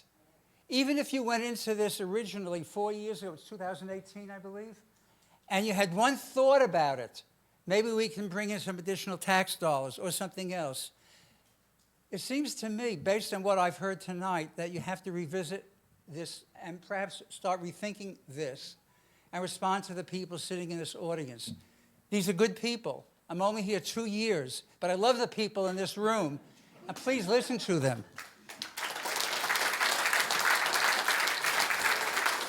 Thank you. Hi, my name is Tammy Brill, 20 Fairfax Drive. I taught some of your children in the past. I love this town. Hi. I love this town. I grew up in this town. I'm here since 1972. My sister, I got married, brought my husband to this town. I raised children. My children are now living in this town, in their own homes in town, raising their children. So I speak very highly of Livingston. I love Livingston. It's everything we are. Like my son came back to school. He wants to coach. He bleeds green. He says for high school. So we love this town. I've seen the town change quite a bit, as you can imagine, since 1972. Before the Mount Laurel suits and all the other garbage, this town was only single-family homes. It was a lovely suburban, small family community town, great town. Of course, it has changed and it's grown. The Mount Laurel suit changed all of New Jersey, and the towns were forced to build multi-family dwellings. We know that. And or parts of New Jersey, that was all of New Jersey. But so we've seen that change, and that's been okay. It's grown, things change all the time, and that's okay. We have to go with the changes as they are, and it's been lovely. And it still has maintained this lovely, quote-unquote, small-town feeling that we all have moved here for, not just for the schools. We wanted to raise our children, and now my grandchildren, in this small-town, comfortable suburban feeling. If we wanted the urban feeling, of the tall, massive, ugly buildings, and forget about even this visual, although visually it is very ugly, which does not fit in Livingston at all. It doesn't feel like the colonial building like we're in right now, where they try to make it fit so badly between this and the library. It looks like nobody cares. Everyone's just closing their eyes, and they're building this massive, ugly structure that doesn't belong in this town whatsoever. And I think if you gentlemen live in town, you can all agree, even if you're not shaking your head, I know you agree. It does not belong in this town. And the number one problem, obviously, is the safety and the hazards, the overcrowding schools, the overcrowding streets, all the other problems, the taxes and everything, just the overcrowding in general. It's taking this small, wonderful town, and it's not making it feel like that at all. It's making it feel more like an East Orange, where you're going into an urban community, you expect an urban community. You go into Manhattan, you expect an urban community. Livingston is not an urban community, it's suburban, and we'd like to keep it that way. You want to keep the feeling. I think it affects everyone's property values, not just the people who live close nearby who will affect the most. I think it will affect the entire town's property values. When people drive into this town and they want to come see it, they're going to look and they're going to drive down Livingston Avenue, the main street, and be, they're not going to like it. They're going to go find another town that doesn't have that, that's going to have a nicer community. So I think it's going to affect everybody's values, everyone's home. And I just want to ask a question. I only found out about this from my daughter-in-law a few hours ago, like maybe an hour before I came here. So I guess I'd like to ask, I'm old, so I'm not on Facebook or any social media, but I'd like to ask, when and how was the public notified of this? This has been going on for so many years. I only just found out about this, so I'd like to find out when and how it was notified, how public was notified, and maybe we need to rethink that for people who are not on Facebook or social media, that there's a way that we really are able to know and to find out about something so massive happening in a town that we don't know about. And I guess that's all I want to ask. I wrote a couple notes, and that's it. But I agree with absolutely everything that everybody said, and I agree especially with the last gentleman that just spoke, when everybody is standing up. And also, I heard that the last meeting was maybe in December, maybe 2021, I don't know. This one's in the height of the summer. I texted all my neighbors who were furious. Nobody could be here. And maybe that's why it's on July 24th in the middle of the summer, because nobody's here. December 27th, over between Christmas and New Year's. I'm sure that everybody was available then. So, I mean, I feel like these meetings are not on times when the public is available. Okay, thank you so much.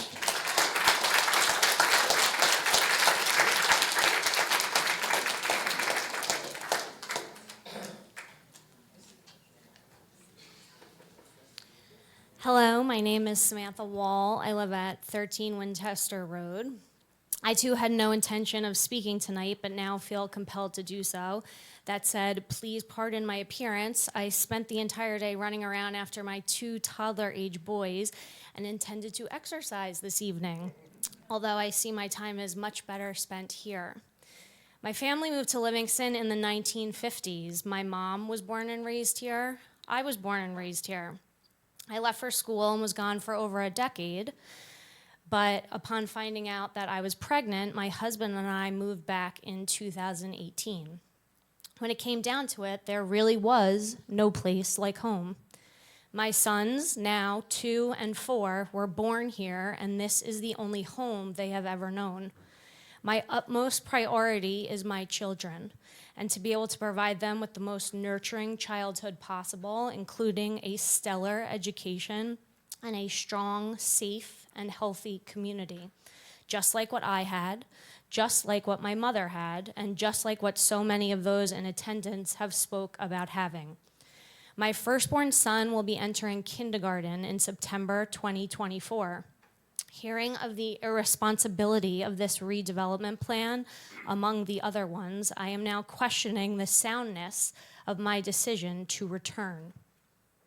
Please do not punish residents for choosing Livingston, and please do not punish the children whose families and parents just want what is best for them today and every tomorrow. I urge you to revisit this redevelopment plan. Thank you. Thank you.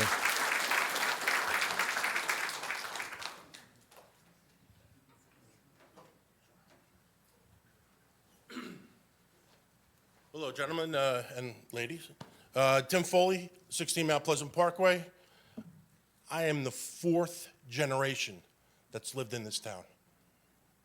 I don't see number 5. I don't see my girls coming back in this town. Can't afford it. And with this unbelievable development that you guys are putting there on Livingston Avenue, it's not safe. Everybody knows who I am and what I do for this town. It's not safe to put more residents in a little area like that on Livingston Avenue. Not good. Infrastructure, our roads definitely cannot handle it. Livingston Avenue technically is a 1-lane road. Back, I believe it was in the early 70s, they made 2 lanes. But don't forget, the cars were tiny. Livingston Avenue does not meet today's DOT regulations. So you're gonna have a lot more trucks down there.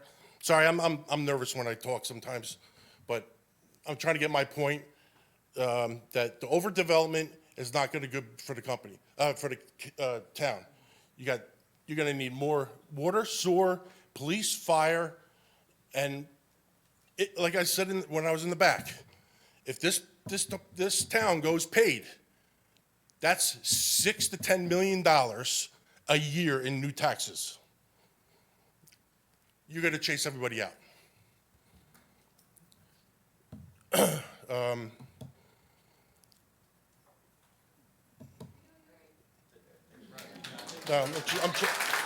just trying to think, Like I said, I'm the 4th generation that lived in this town. I love this town. I've seen so many changes. When my parents got married, we moved out, or they moved out. I'm 56 years old. I've been here 51 years. My parents came back to Livingston because they knew what it was. I stayed here. I never moved out. I moved out of my parents' house and I bought a house. My kids are here in this town. My kids know your kids. They've played sports. They've done stuff together. So, but it's very sad that none of my 3 girls will not move back into this town because the way it's being redeveloped. And, you think this is right now the stop of the redevelopment? Rumor is that the Holiday Inn, I'm sorry, I'm aging myself. The Westminster is going to get knocked down and there's going to be approximately 500 more units. So, again, our school system. Yes, thank you. Stop the insanity. Thanks for your time.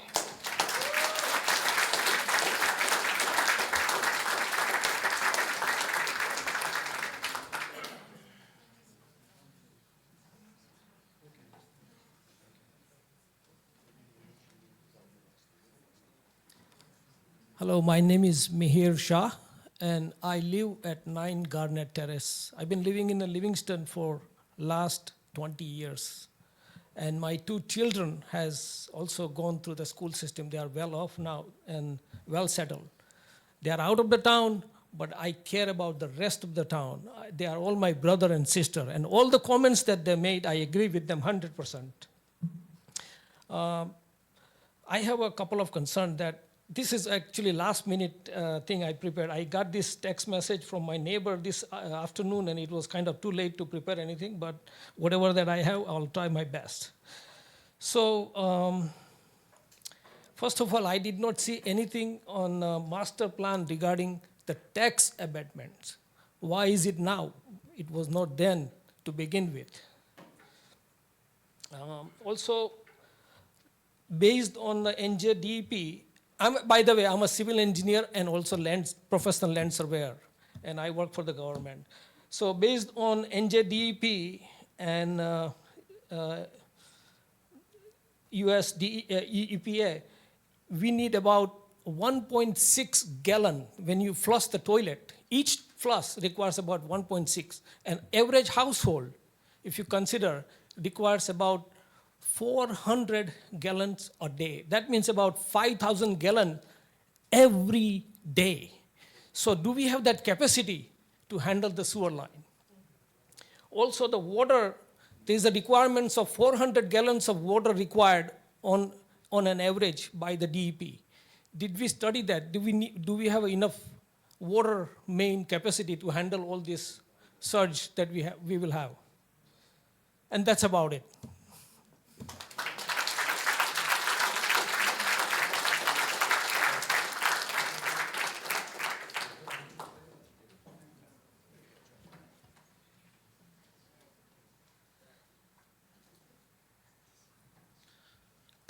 Jeff Graybell, 81 Irving Avenue.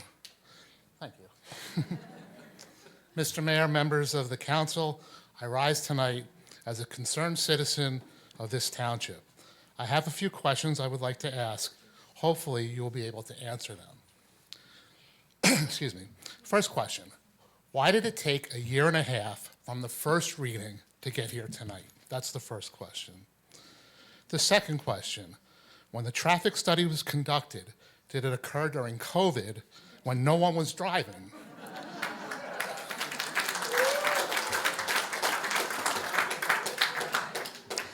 Shouldn't a new survey take place before you guys make any decisions on this? Next, the draft indicated in the packet that was included for tonight 240 units, yet we're at 276 units now. How do we get from 240 units, which is ridiculous already, to a more patently ridiculous number of 276 units? Finally, is the builder asking for a pilot? Will this builder be treated the same as the builder at Northfield Center or differently? That's all I have to ask. Thank you.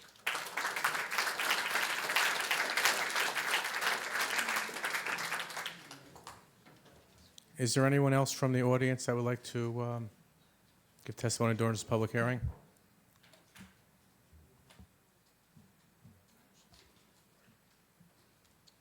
Elena Shapiro, 5 Dartmouth Court.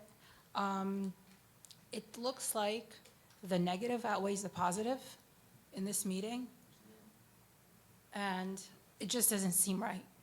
I have 2 kids. We moved from Brooklyn to, to have like a really nice neighborhood, black and white, just looking at the positive and the negatives. My 2 boys will be having their bar mitzvah, God willingly, soon, and my Hebrew teacher has to give me an upcharge of $25 to get through to my house, which is 5 minutes away, because of Pleasant Avenue. It's kind of silly. Literally, because he says, it takes me now 15 minutes just to get to your house. I'm like, really? That's crazy. How does that work? What is this new project? What is the positive? We've been just talking about the negative. So that's my question.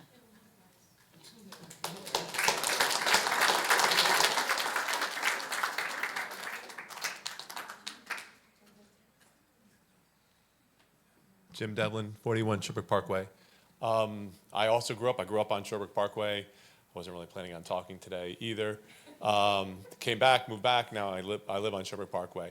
I think it's just difficult to hear the numbers today on a day where you say, hey, we got to reduce the number of housing at that giant mall complex, and then you say, hey, how proud we are, we heard people don't want that high density area, we're concerned about traffic, we're concerned about the schools, and then in the next breath you're like, but we're gonna build 276, where the Walgreens and the Bottle King are. I guess my question for you is, I think it was December that you gave the first reading and we raised a lot of concerns, right? And has anything changed from the first? Like, did our concerns, we expressed them, and I think that's why our concern here is, and I know it's a long night for you guys, that are we being even heard, right? Are you guys listening to what we're saying? Because, it was like 276 units back then, and it's still the same. I think our big concerns obviously are about traffic. We are concerned about the size of the project. Again, being a longtime Livingston resident, everybody looks at the town center and they feel like there's lessons to be learned from there, right? It's like overcrowded, it's ugly, it doesn't look like our town, right? I think many of you guys were on there. And I know many of you guys were on the council. I don't know if you guys approved it or not, But the concern is, like, you see that, and this seems even worse than what the town center was. Did we learn anything from it? People who grew up in this town or who come back to visit, they say, what happened? What is that? What is that going on there? And so now we almost feel as if, right, we don't have a problem with developing that area. We would love to see something happening with that area, the residents of that community. We would totally support that. If some mixed units, that's fine. We just don't know, and I guess maybe my other question is, did anything change from our first reading to the second reading is, why 276? Like, why that number? I know you guys are saying that we talked it down, but it just seems like the traffic concerns and the size of the project, the fact that we're going to have to somehow build, 60-foot structures that are going to not be like anything else we have in the Livingston, and probably the worst part of Livingston to build that in, right? I mean, that's just the worst intersection. I can't imagine that any traffic study. I appreciate that we have a traffic expert here and we have engineers here. It's nice to be living in a community like Livingston. There's so many educated people. But I'm just going based upon my experience growing up in the town and what I've seen over the years, that you can't get out of Sherbrooke. If it's during school hours, that traffic will just build up. I can't imagine that this has been approved. So I would also encourage you to table the discussion, unless, of course, you guys just want to vote it down. If you guys want to say today, hey, we agree, we do not support 276, vote it down, we appreciate it. But we do hope very much that you guys are listening, and we would like to know where all of you stand on this project. Thank you.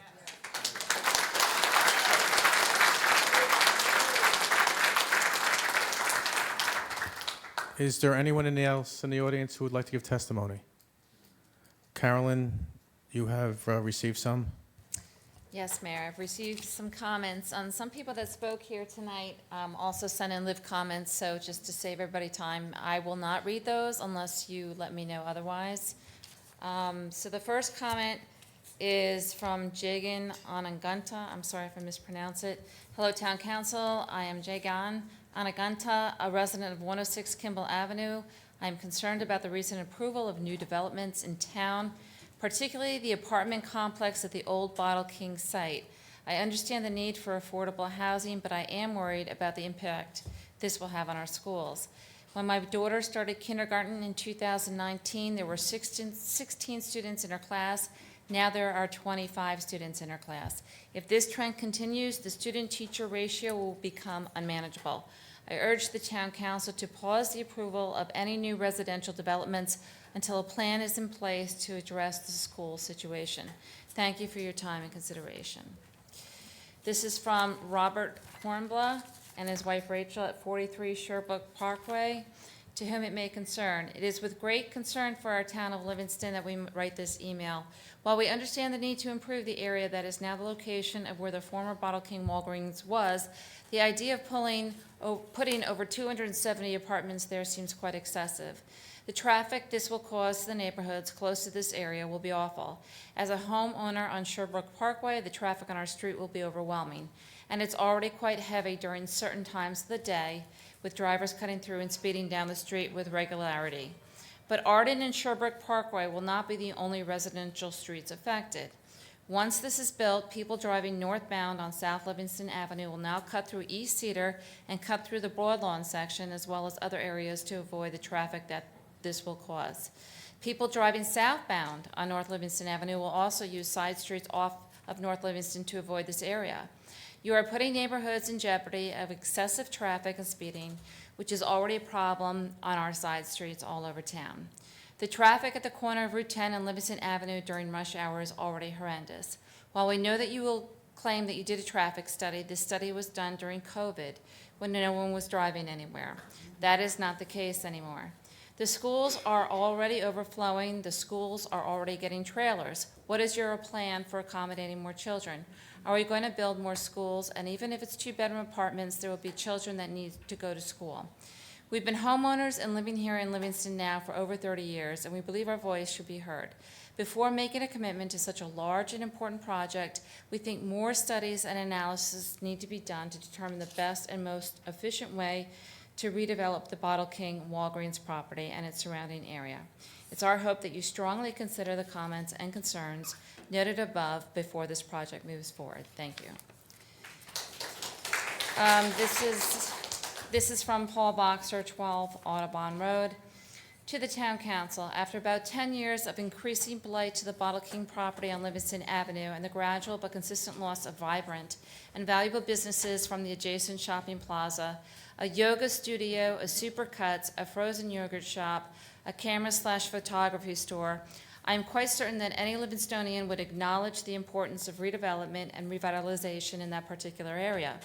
Indeed, we have one of the best school districts in the state, an incredibly diverse community, and an amazing array of services and programs for youth, families, and older adults.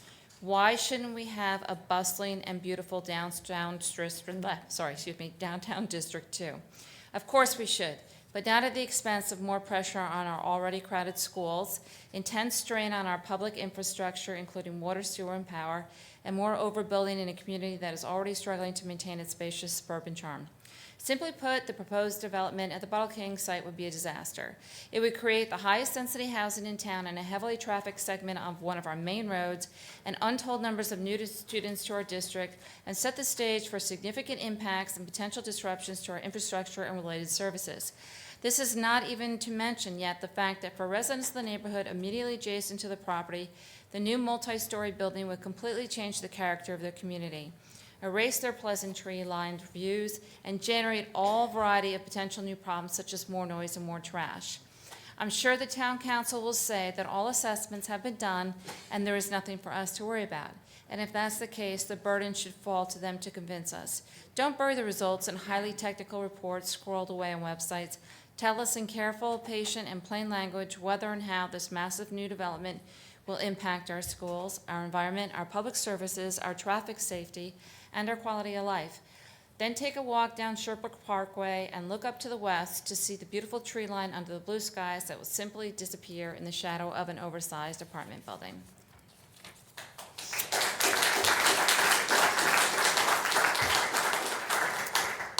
This is from Susan Park, 44 East Drive.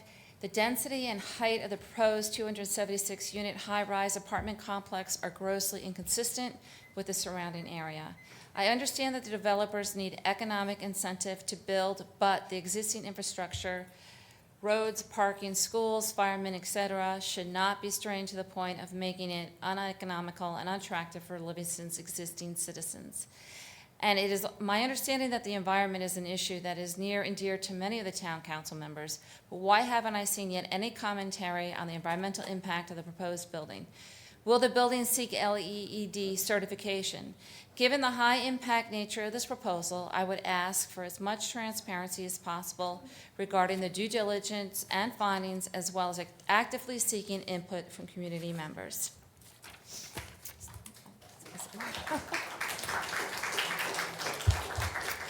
This is from Diane Infante, 47 Sherbrooke Parkway. I am a concerned homeowner residing on Sherbrooke. When our neighborhood was initially notified of this project, it was still in the planning stage during the COVID emergency. What I am finding out now is very disturbing with regard to how the town council wants this project to proceed. The number of apartments, 276, proposed is extremely high. Why is the density being increased to more than what we were originally led to believe?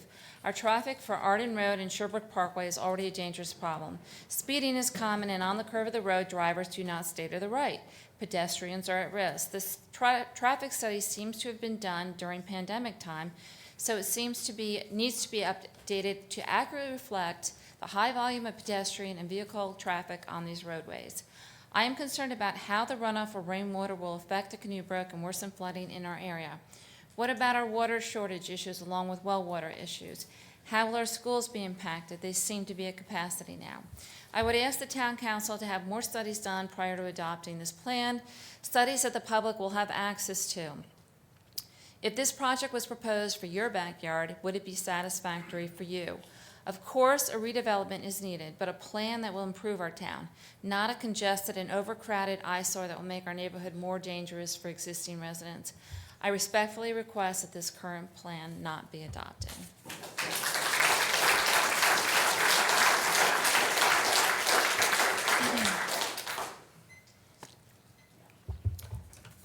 Min Zhang writes, Dear Councilman, this project will have a huge impact on the traffic and our schools. I have a couple questions for you. One, traffic. The traffic at the intersection of Route 10 and Livingston Ave is pretty bad. Adding additional 276 apartments at the site, probably adding traffic of 400 to 500 cars, will make the traffic even worse. FYI, I spent 4 minutes passing the intersection around lunchtime today. On a morning of normal school days, I spent at least 5 to 10 minutes to turn left to Livingston Avenue and spent at least 10 minutes passing the intersection. School. Do you know the high school has 2,000 plus students and has reached its capacity already? My son would rather skip lunch if he forgot to bring home packed lunch because the waiting time to get food in the high school cafeteria is insanely long. As far as I know, more and more students started to bring lunch for the same reason that they can't tolerate the waiting time anymore. If the stalled project at the corner of Northfield and Livingston were resumed to develop another at least 100 to 300 apartments, did you consider the impact on traffic on Livingston Avenue and impact on school with about 400 to 600 apartments developed on Livingston Ave? The stalled project at the corner of Northfield and Livingston Avenue impacts the look of Livingston. Why don't we solve a mess first before opening the possibility of another mess?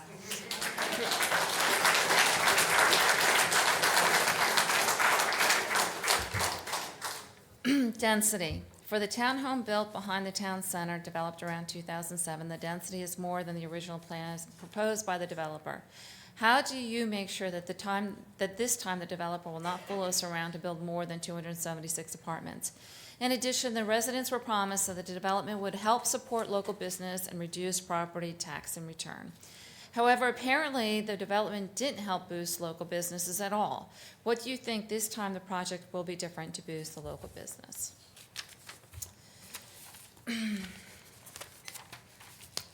Last one. This is from Shuman Zhang.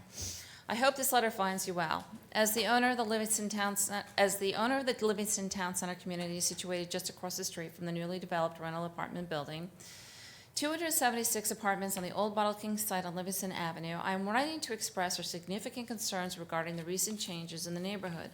While we appreciate the need for an urban development and housing options, we feel it necessary to address the potential adverse effects of the high-density construction and the apparent lack of sufficient parking facilities.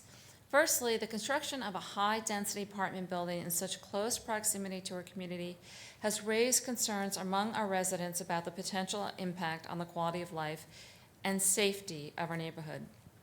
The significant increase in population density may lead to increased noise levels, congestion, and strain on existing resources and infrastructure. Our primary concern revolves around the parking situation. When the limited parking spaces allocated to the new apartment building's residents, though there is specific number regarding parking availability released yet, there is a high likelihood that they may resort to parking their vehicles in our community's designated parking areas. This could cause an undue burden on our residents who rely on these spaces for their day-to-day activities. We fear that this may lead to disputes among neighbors, parking violations, and a general sense of frustration among our community members. In order to address these concerns and foster harmonious coexistence between our two communities, we kindly propose organizing a meeting between our community's representatives and the apartment building's management developer to discuss our concerns and explore mutually agreeable solutions. An open, respectful dialogue can lead to a better understanding of each other's needs and pave the way for a more amicable living environment. We believe that by taking these actions into consideration, we can create a neighborhood where both communities can thrive without compromising the comfort and convenience of either party. As responsible developers, we trust that you share our commitment to creating a positive living experience for all residents in the vicinity. Thank you for your attention to this matter. We look forward to a constructive and cooperative resolution that benefits both of our communities. That's it. Thank you, Carolyn. So what I'm going to do is, before I ask Jared and Barry to answer some of your questions, I'd like to take a motion to close the public hearing on ordinance 19-2023. So moved. May I have a second? I'm going to seek legal advice here. To close the hearing, does that mean we can't carry this to a final vote at a different time? No, Deputy Mayor. If you close the public hearing, you could still move to table the adoption. So we could close it, and I could still make a separate motion to carry it, because To table. To table. Table the vote. Yeah, okay. Mr. Lewis? Yes, So we right. could, I'll second closing for tonight. Okay. All in favor? Yes. Opposed? Okay. I'm not going to move it at this point. I'm going to ask Mr. Lewis and Jared, many of the comments that we heard about traffic. There was 28 people who actually gave testimony, and also 9 on via the online.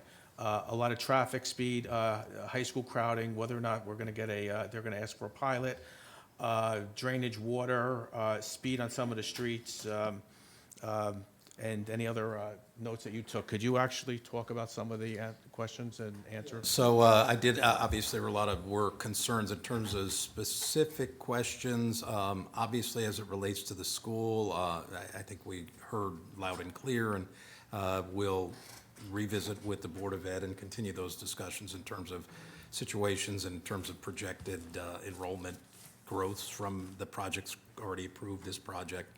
Water and sewer capacities are always reviewed by engineering and by the utility departments.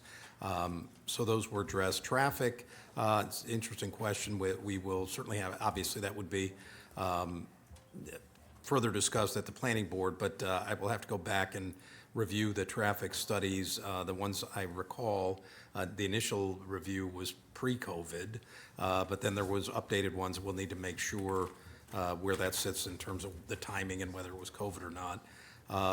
As it relates to a pilot, there is obviously redevelopment designation makes available the opportunity to apply for long-term tax exemption. There has not been an application filed. So I wouldn't say that there's been an ask, but I certainly every developer would be reviewing that and looking at those, opportunities, I think. That may be a mechanism by which to scale back the project. Trying to see other questions that we had here. The water and sewers really had to do, it's just, you project the number. I think one of the gentlemen was actually citing DEP figures. There's DEP standard usage based on some bedroom units and how many gallons per day of water you'll use, which in turn is where we derive the projected sewer flows. And when those were plugged in terms of what our capacity and our firm capacity of our wells and our sewers plant, there was capacity. It's just really a mathematical calculation.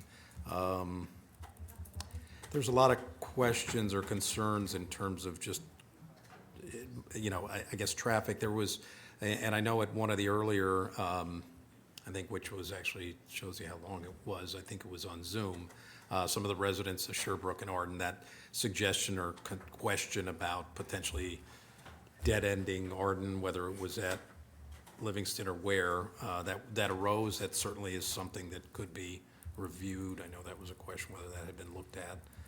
A lot of notes here.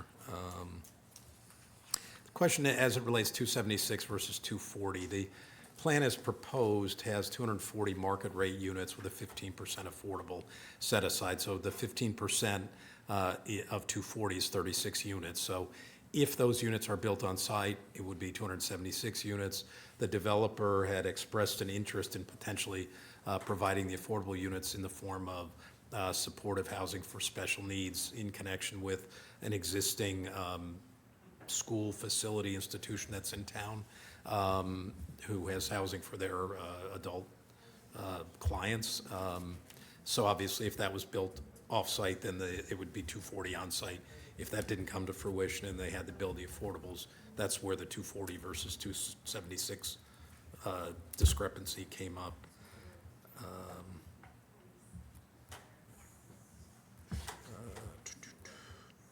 I will continue to review my notes, but if anybody else has other questions, I don't want to just have everybody stare at me while I look through 5 pages of notes.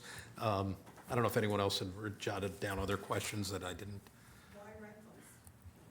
Questions, we shouldn't take more questions from the. Yeah, that was actually raised. Somebody did raise one of that questions in terms of why No, we rentals can't have a versus owners. conversation. Honestly, legally, we are not allowed to mandate for sale versus rental. Why the owner or the proposed developer was seeking rentals, I assume is based on some marketing decision. I don't know if it was condominium based on 1 and 2 bedroom. I don't know what the market is for that. That I couldn't really speak to, other than I know legally we can't dictate that it has to be for sale or rental on any property anywhere. Okay. We can't have any order.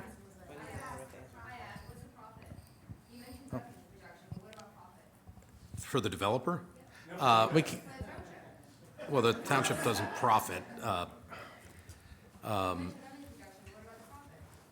Well, we don't profit, but. Mayor, Mayor, I'm gonna ask we're that we we're don't gonna direct have to ask, questions we're gonna directly have to, from we're gonna have to ask the audience. We gave you your time. Now let's give Mr. Lewis his time to answer some of your questions.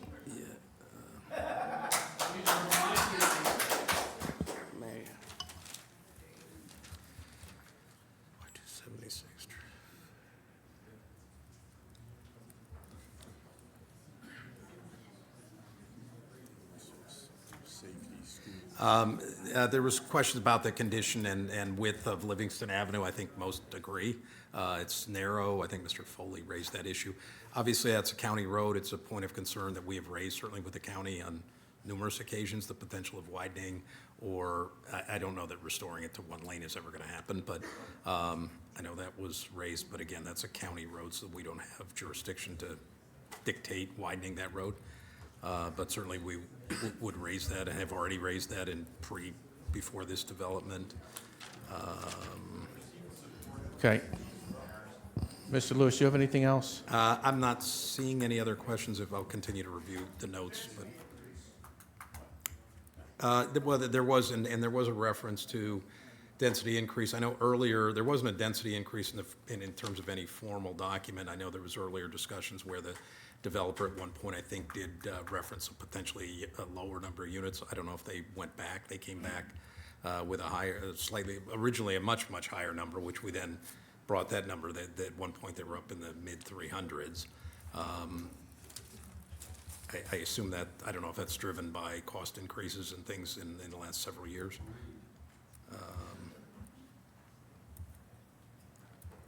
That's all the questions I'm seeing. Thank you. Mr. Lewis, we're going to I got 7 pages of notes. I was typing as fast as I could. Okay. We have a... Yes, I mean, certainly the impacts, and I will say this just again legally, in terms of, there is obviously a concern in terms of not only water, sewer, but police department, fire department, the potential, it's already a concern now, even with or without this development. The prospect of potentially having to go to a paid fire department, which the one gentleman was, I think Mr. Foley raised. I think if anything, he was probably conservative in his cost estimates for a town this size. That has been a concern of mine since I got here, so that's obviously something that I'm certainly aware of and would be considered.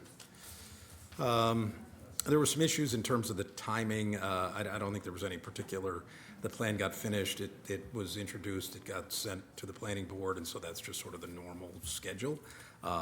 Certainly the council has the opportunity, I think, having heard significant input and largely opposition to, to carry, as was discussed. Mr.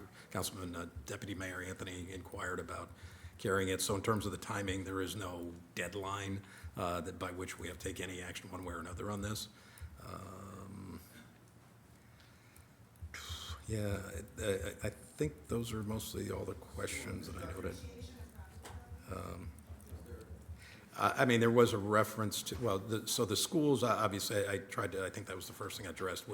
We'll have to revisit with the school. We've had ongoing discussions. We've wanted to have more and been able to get some of the bigger meetings, but we have had ongoing meetings where we've provided them data on the projects that we were kind of forced to accept based on the fair share housing settlement. But we will continue in those dialogues, even with or without this project. That's an ongoing conversation. How and when was the public notified? Well, there were various steps I'd have to go back through. There was, and these were all unnoticed public agendas, both in terms of the direction to study for redevelopment, the redevelopment report. The planning board had a notice public hearing that one actually had 200-foot notice. Anyone within 200 feet gets certified mail notice. There were a number of people participated on the Zoom on that. And then virtually, every council meeting that these were done, it's listed on the agenda, published on the website, and sent to the newspapers. That's, I think, all the questions that I have listed that I've answered. I don't know if Thank you. there's any- You know what? I'm going to ask right now for a motion to table ordinance number 19-2023. I'm gonna.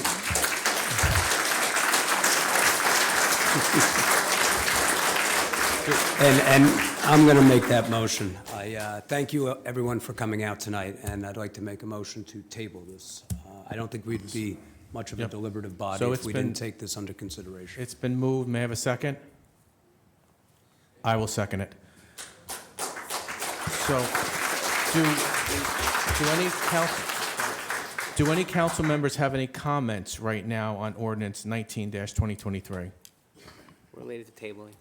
So I do have something to say, and tonight I was going into this, going to approve it, because 45 South Orange Avenue is an eyesore, and there's something needs to be done. However, many of you brought up a lot of good things that, you know what, I'm not sure what I'm going to do in the long run. However, I do need some answers right now, such as when the traffic study was done.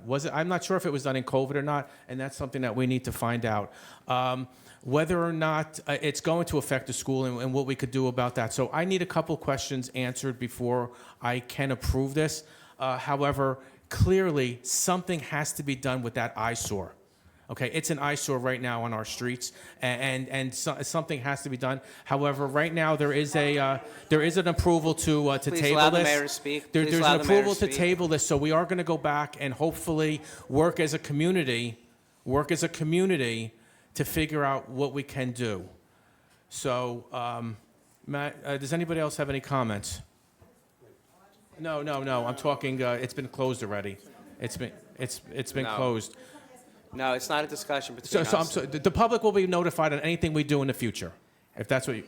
But for the record, Yes. we did- introduced this ordinance. We only introduced this last 2 week. weeks ago. We didn't introduce this in 2021. This was introduced 2 weeks ago. So whoever said that it was introduced. A month ago, yes. So whoever said it was introduced months and months ago, that's incorrect. This was only introduced last month. It was published in the Tribune. There was an article in the Tribune. Yes.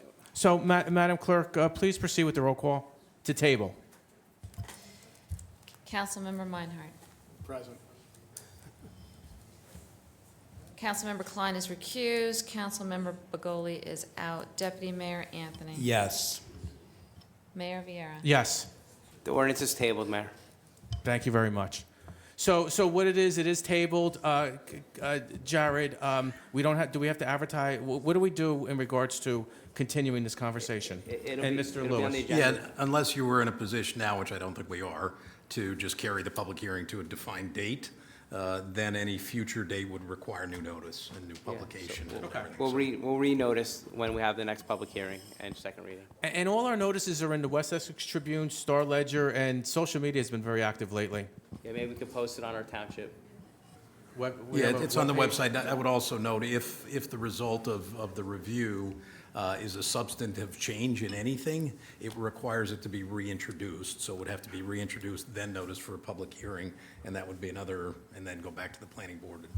So that's a, And pretty Mr. extensive Lewis, process. the good thing about recording these meetings is now we can go back and actually go list by list of some of the questions. Right. And maybe we I can did the prepare- best I and could, maybe- but I always yeah, know it's you on tape, so- I jotted down all 7 28, pages. what they were saying, and then we had 9 online comments. But maybe we can do a document of answers. A lot of them will repeat. It's the schools, it's the traffic and everything else, but maybe we can do a document on the answers, and we just go back and look at the video.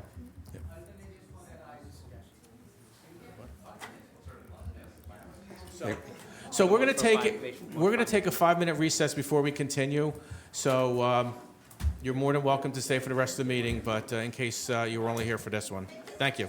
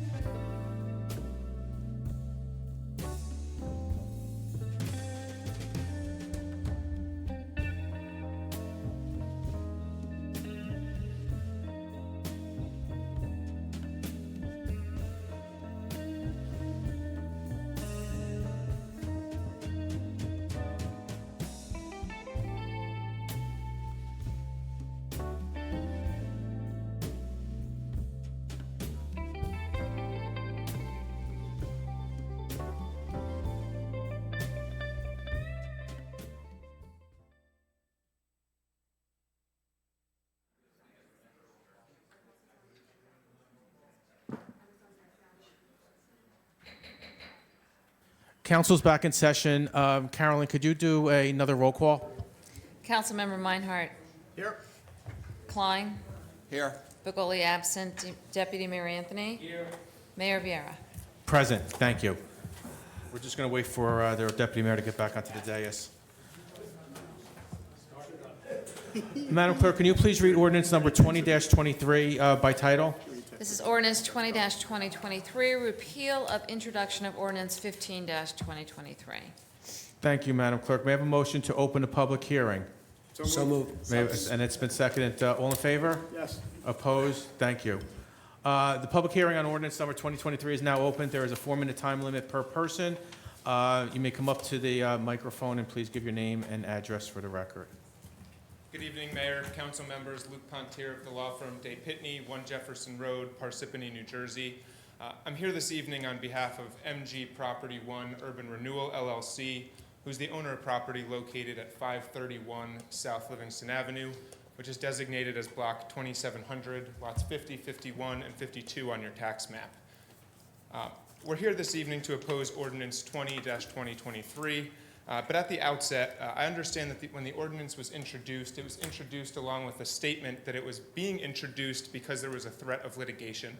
I just want to make clear that this property owner has not sued the town and there is not a pending threat of litigation.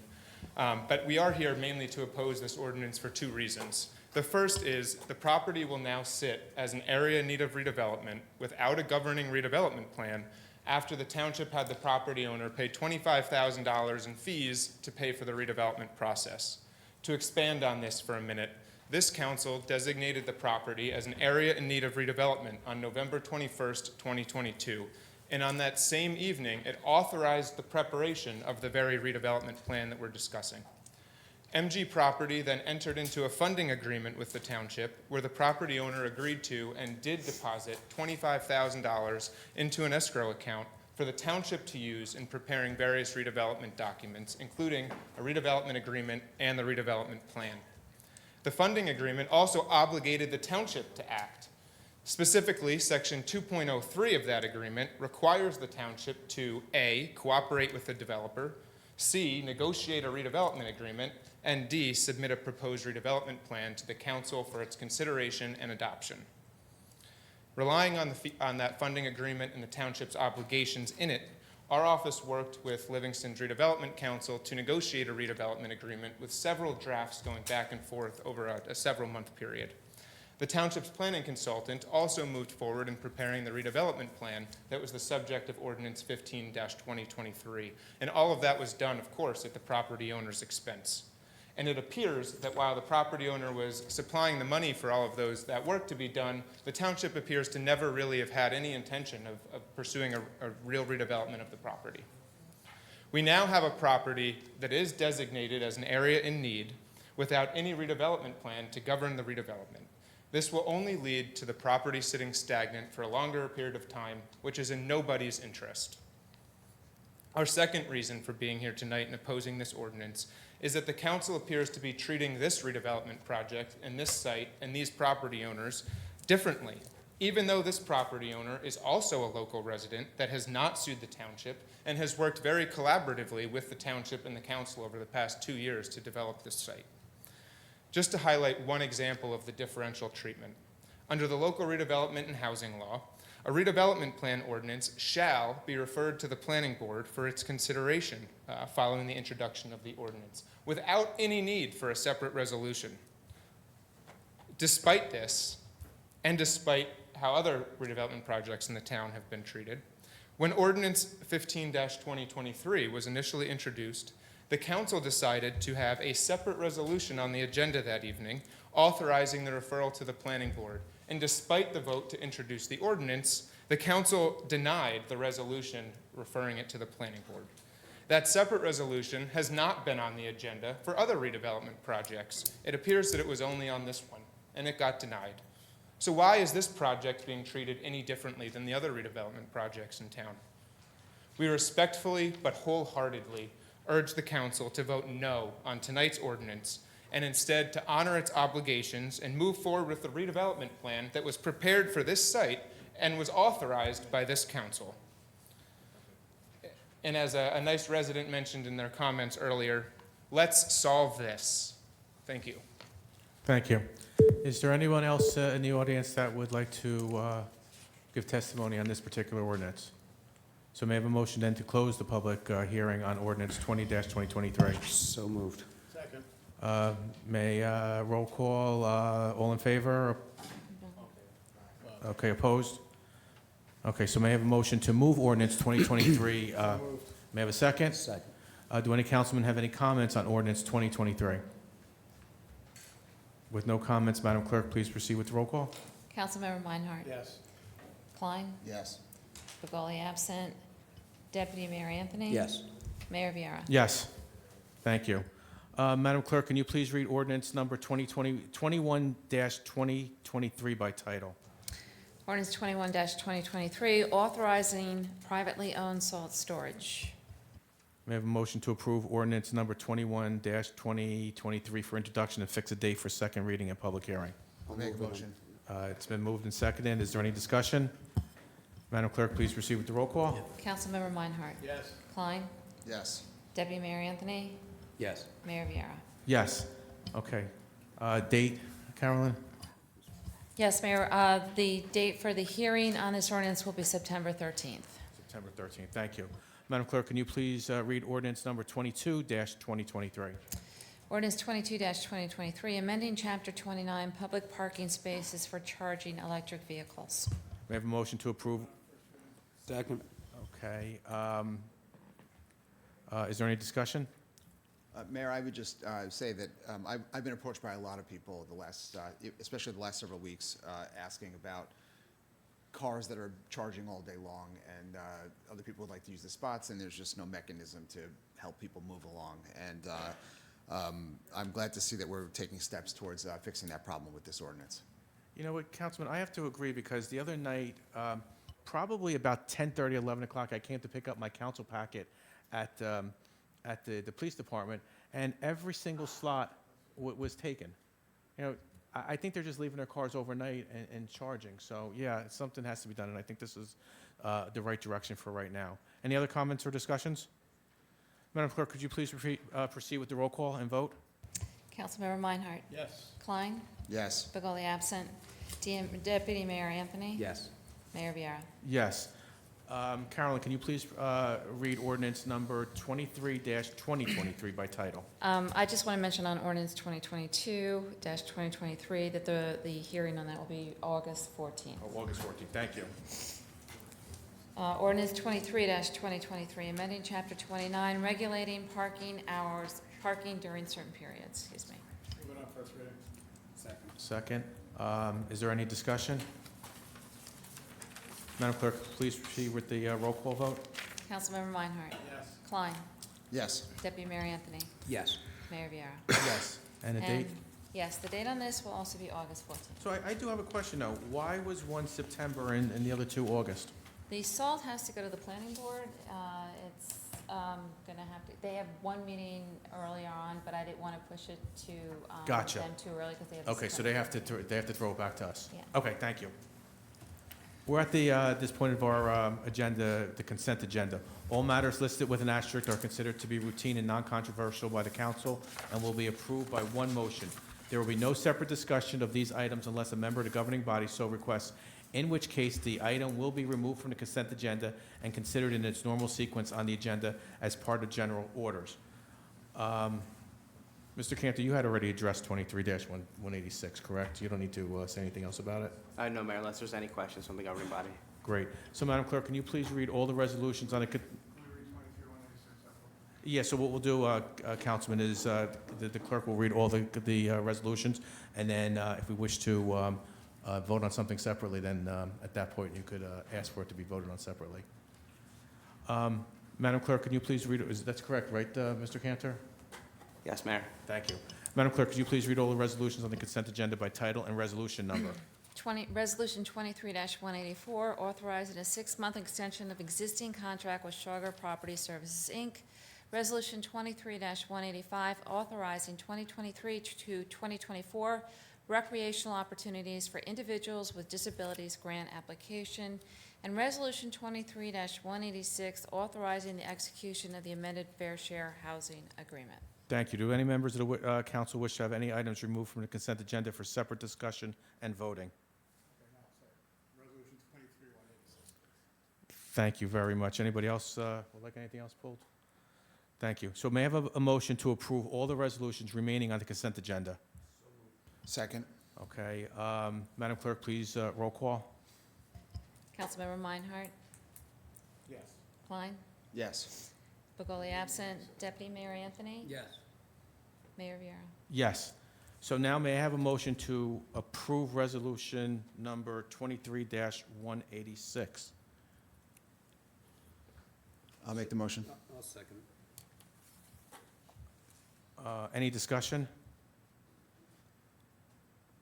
I would just say, Mayor, that I want to thank Jared, our attorney, for the tremendous amount of hard work that he's done.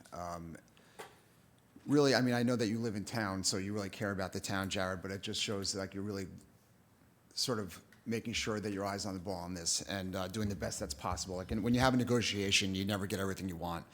But I think that what you've accomplished in this negotiation, and Barry also, I know, has been part of this, puts Livingston in on a strong footing for the future. And you know, one of the first things that anyone would talk about in terms of where we need a little positive motion in the town is at the mall. And no one's coming in and doing the mall as a competitor to the Short Hills Mall at this point, right? All of these malls are dying everywhere, and we need a solution to revitalizing the mall. And there's going to be no one's going to come in if they can't do at least some housing there. And what, Jared, you've negotiated is a deal for us to have housing in a small part of that mall area. And when you look at it in aggregate, it's not a lot of housing for 60 acres. And I think this deal not only will start the ball rolling on getting the mall into the place that we can all be proud of, but we're also getting credit for affordable housing units. So it's really like a double plus for us. So I just wanted to thank you for that. Thank you, Councilman Klein. I also want to just acknowledge, obviously, Mr. Lewis was very integral in all the negotiations and his entire administration. The governing body was very supportive, and you guys really sat through a lot of closed sessions, and I really appreciate it, and especially to Mayor Vieira and Councilman Meinhardt, who attended many of the meetings with developers. So I thank you all, and I appreciate those comments. Thank you. Thank you. So I would just like to say something because, I wasn't a fan of this entire process. You know what?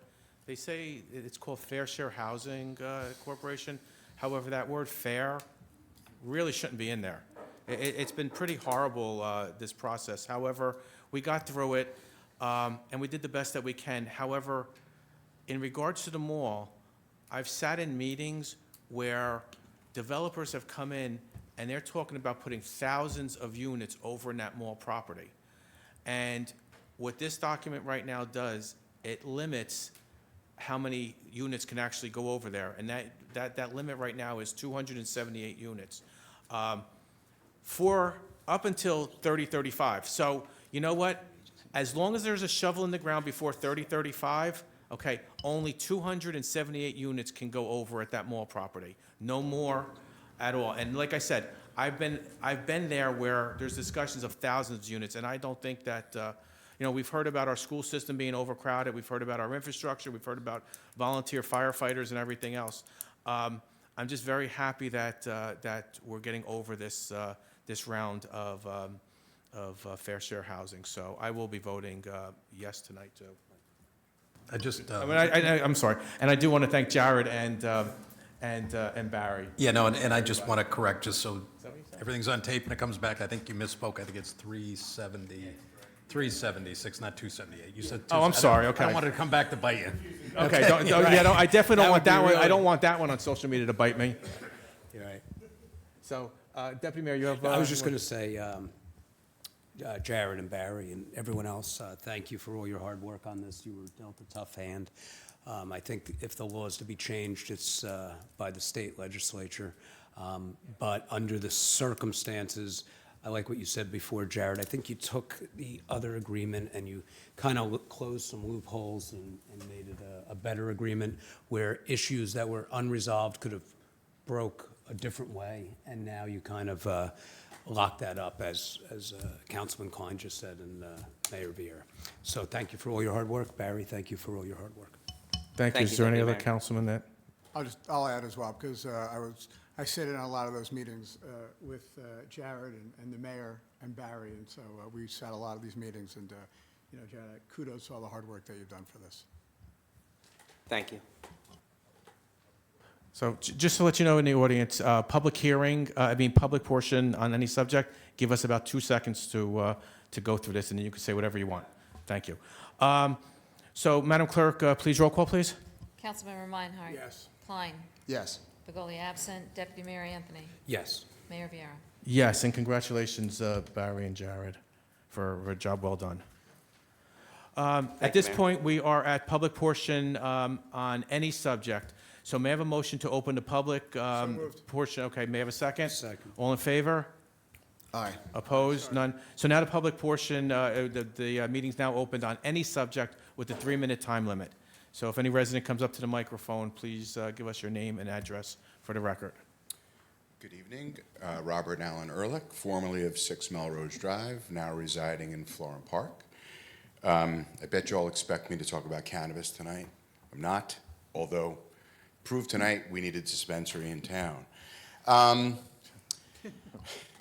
I am concerned about... We're going to laugh at that one, Robert, if you don't mind. I am concerned about more people moving into Livingston because that means more people at Trader Joe's. But what I'm here for this evening is to talk about the skate park, which I understand is going to be demolished. If I'm correct, is that not the case? That's not the case. It was, there's a discussion about possibly moving it, but not Relocating and relocating building it, a not new demolishing skate it, park. because it's Right. heavily used. Well, so the current skate park, though, the plan is to pave Paradise and put up a parking lot. Is that correct? The discussions involve, and then relocating and building a new and improved skate park. Okay, but what I'm saying is the money that was raised and spent to build this skate park, as we know it, will be destroyed. Is that correct? If this plan continues and comes to fruition, yes. Okay, so who will then be responsible for building the new skate park? Subject to a limit, the developer of the YMCA property would be financially contributing. Okay, I mean, we and then can't the rest make of them the build money- the greatest skate park in the world, but there's limits. But it'll be a better skate park than what's there. That much I can tell you. Okay, do we know where that might go? There are a number of Because I know that was a big locations. part of the discussion. Yeah, a number of locations being evaluated. I think they're all pretty much centering around the Oval and in that whole area over there. But there's some others that are being looked at. And I mean, certainly it's there'll be it's plenty hard of to believe public that input. we're talking about 14 years ago when we broke ground for that. And, I would hate, even though I'm not a resident any longer, a lot of time and effort went into building this, and it is one of the most used spots in town, other than the pickleball courts. So I would hope that whoever is going to be building would, take care of the cost and hope that we wouldn't have to raise more money to build another skate park. So, I hope that's the case. But I was distressed to learn, from that letter 2 months ago that the skate park is not going to be what we know it now. So I hope it's bigger and better and safer and will be continued to be used for many years. Thank you. Thank you. And Robert, I can definitely tell you, because I drive by, it's used a lot. It really is. And I was surprised. I went into the high school a couple of weeks ago. Well, actually, it was when school started. And actually, they have racks for skateboards as you walk right in. You wouldn't imagine how many people still skateboard. And, I know it was you, your wife, Alan Karpus, Martha It was big, Ackerman, and it and started a with bunch. Bob Vidal, So there's 40 good- years ago. I think all of us up here probably can say that there will be a skateboard park. It's very well used, I will say that. And Yeah. thank you Well, for I hope what so. you did. And thank you. Just come. Robert, I wanted to thank you for coming back and speaking to us, right? We know that where your heart is in the town and that you're here, even though you're in Florham Park, we know it. And we appreciate what, you coming here shows us just, how you feel about the town, and we really appreciate it. Listen, I moved only by address. I'm still Thank you for coming. Thank you for coming in. Thank you. Is there anybody else who would like to give public testimony? Name and address for the record, and it was, yes, you're right, Councilman, comments. Yeah, Public comments. Dan Brill, 7 Chaucer Court.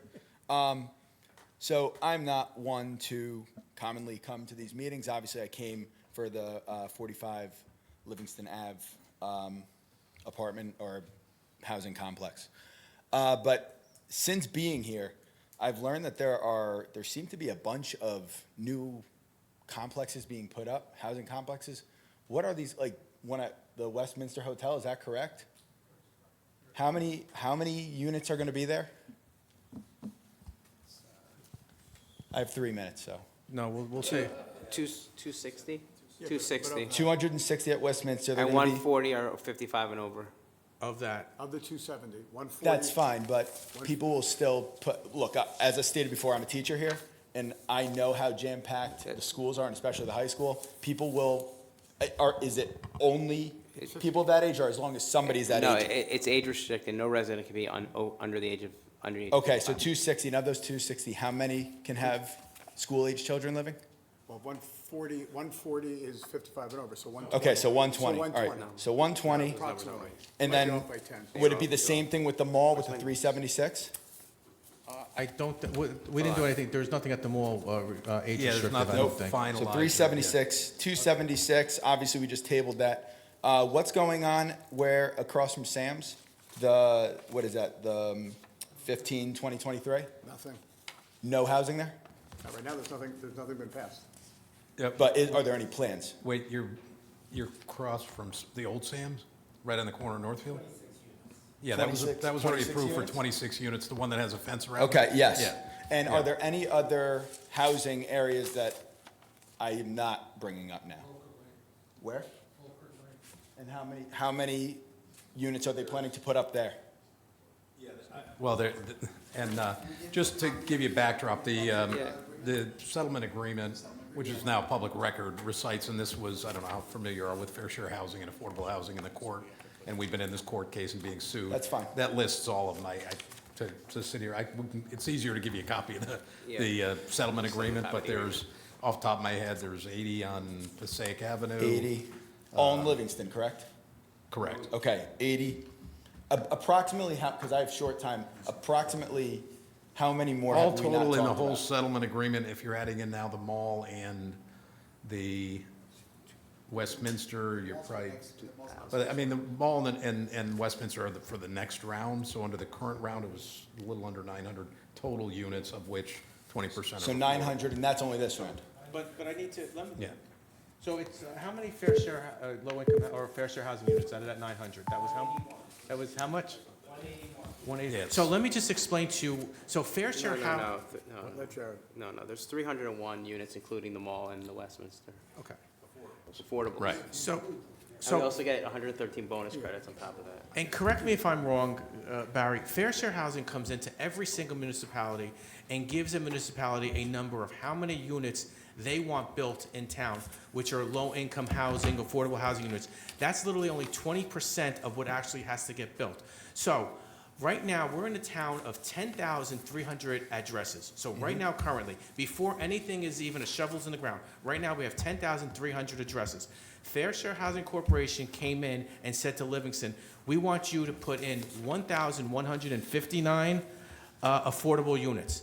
That equaled out to almost 6,000 new addresses on top of the 10,300 addresses that we were going to do. So you could see how fair share housing is. They wanted us to increase our town by 6,000 addresses. However, what Barry Jarrett, this council, ended up doing was we took that 1,159 affordable units and we got it down to 301 approximately. 614.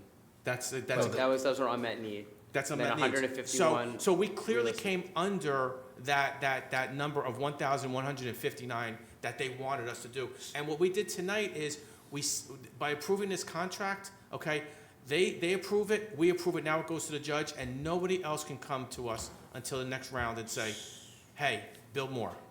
So once again, my ultimate question is approximately how many new units houses that families will move into are we talking about? We don't know exactly what's gonna get built and what's gonna get approved and all the site Roughly. plans that have been approved. Ballpark. Are we talking about If 1,000? If everything gets built, and quite honestly, even though we approved it, okay, and we overlaid it, doesn't necessarily mean it's going to get built. We're just giving the approval, so. I'm asking for I a think number. it's less than 1,000 units. I don't wanna Say guess. roughly 1,000 total units, Okay, of so which. 1,000 units. Of which 250 something on East Mount Pleasant are age restricted, 55 and over, nobody under 18, and 140, so roughly 400 of that are 55 and over, age restricted. That's per the not fair. making sense based on what you just, You know, your time's up. Why don't we keep the Yeah. conversation up? What's not making sense? So- 256 plus 140, so 396. where's the 256 coming from? East Mount Pleasant, one of the projects that was part of the settlement agreement but it's 50, the entire project's 55 and over. So We actually have this, a document in writing, don't we? That Yeah. we can get to this gentleman? Yeah, I Sure, can we'll get send you a you copy a of why the don't we settlement just- agreement. Settlement agreement. It breaks everything down. But this was, what happened today was really a success for this town. The amended fair share housing settlement agreement is part of the packet, right? Yeah, it's in the packet. It's, Oh, you have to Yeah, cut, yeah, please- you're gonna have to, you're gonna have to come up with Unfortunately, I a gotta go microphone. say your time's name up. for the I'm record. sorry. and Your bu- time's up. Yes, Yes. yes. So, is there anyone else in the audience who would like to make comment? Welcome, Mayor. I thought I was going to miss Shark Week today, but I didn't. Buddy August, 27 Norwood Drive. Two questions. First of all, I want to thank the mayor, Barry, and the police for those handicap parking spaces at the concerts, because even though there wasn't a big crowd there yesterday, they were all filled at the beginning, and it was really helpful. And I'm not going to take much of your time. It was your idea. I'll give credit. So they're temporary handicap parking spots for the seniors and people with disabilities, but it was your idea. Well, after 35, 40 years, I came up with one. You know? Another idea, when you do get to talk to the Board of Ed and do a traffic study, maybe you should have a traffic study around the schools. Because if you have kids at the schools, I mean, it's just horrible, the traffic. And just look at the high school, the people are double, triple park when kids are getting out. And it's just waiting for something to happen. So, Thank you. can we wait till 4 o'clock in the morning? That's the one I got to once.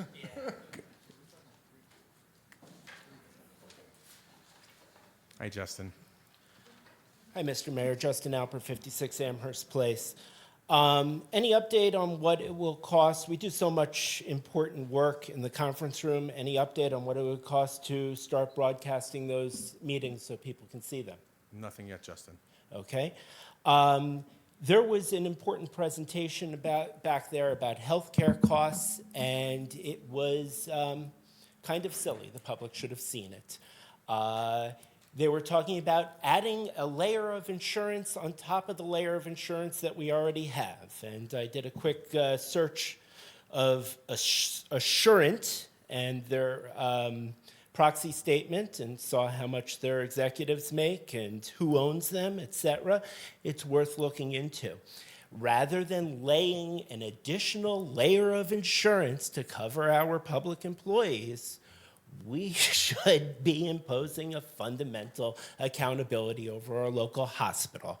Our local hospital's parent is sitting on billions of dollars of our money. It belongs to us. Now, the insurance companies should be acting as a check against the hospital, but they are not, and Horizon is also sitting on billions of dollars that belongs to us, and they take home incredible fees. Healthcare is a major asset to this community, should be a value-creating asset in our community, rather than laying on an additional layer of insurance to insure against the cost of insurance. We would be much better off imposing accountability. We mentioned in the back room the Strahan and Licari, something about an RFP. What's going on with that? Mr. Lewis? was provided to the chairman of the Open Space Committee. He's going to review with the committee, and there's a special, I don't know if it's a subcommittee or a special committee, Lakari Strawman. They're going to review the portions, the substantive, to sign off, and then it'll get published. Okay, thank you. One other thing that we did in the back room, there was a discussion about the Northfield Church, and that the money that was sold for the Northfield Church went to go build a church somewhere out of the country. I very highly suggest we refer this over to the Attorney General for them to track the money. Comments were made here when that church was being sold that we ought to be tracking the money. We provided a zero tax basis for them to turn around and for that money to flow out of the community is a shame. That should definitely be referred to the Attorney General. Hopefully at the next time we can have an update on when we can wire that back room so the public can participate in those important meetings. And there is too much business done behind closed doors with respect to the mall, with respect to the hotel. This is the first people are hearing about it. Too much done behind closed doors should have been done in public. Thank you, Mr. Mayor. Thank you, Justin. Would anyone else like to give public comment? Hey, how are you? Josh Garland, 293 Eisenhower Parkway. First things first, just wanted to see if there's any update on the review for retail cannabis in Livingston. Barry, any update?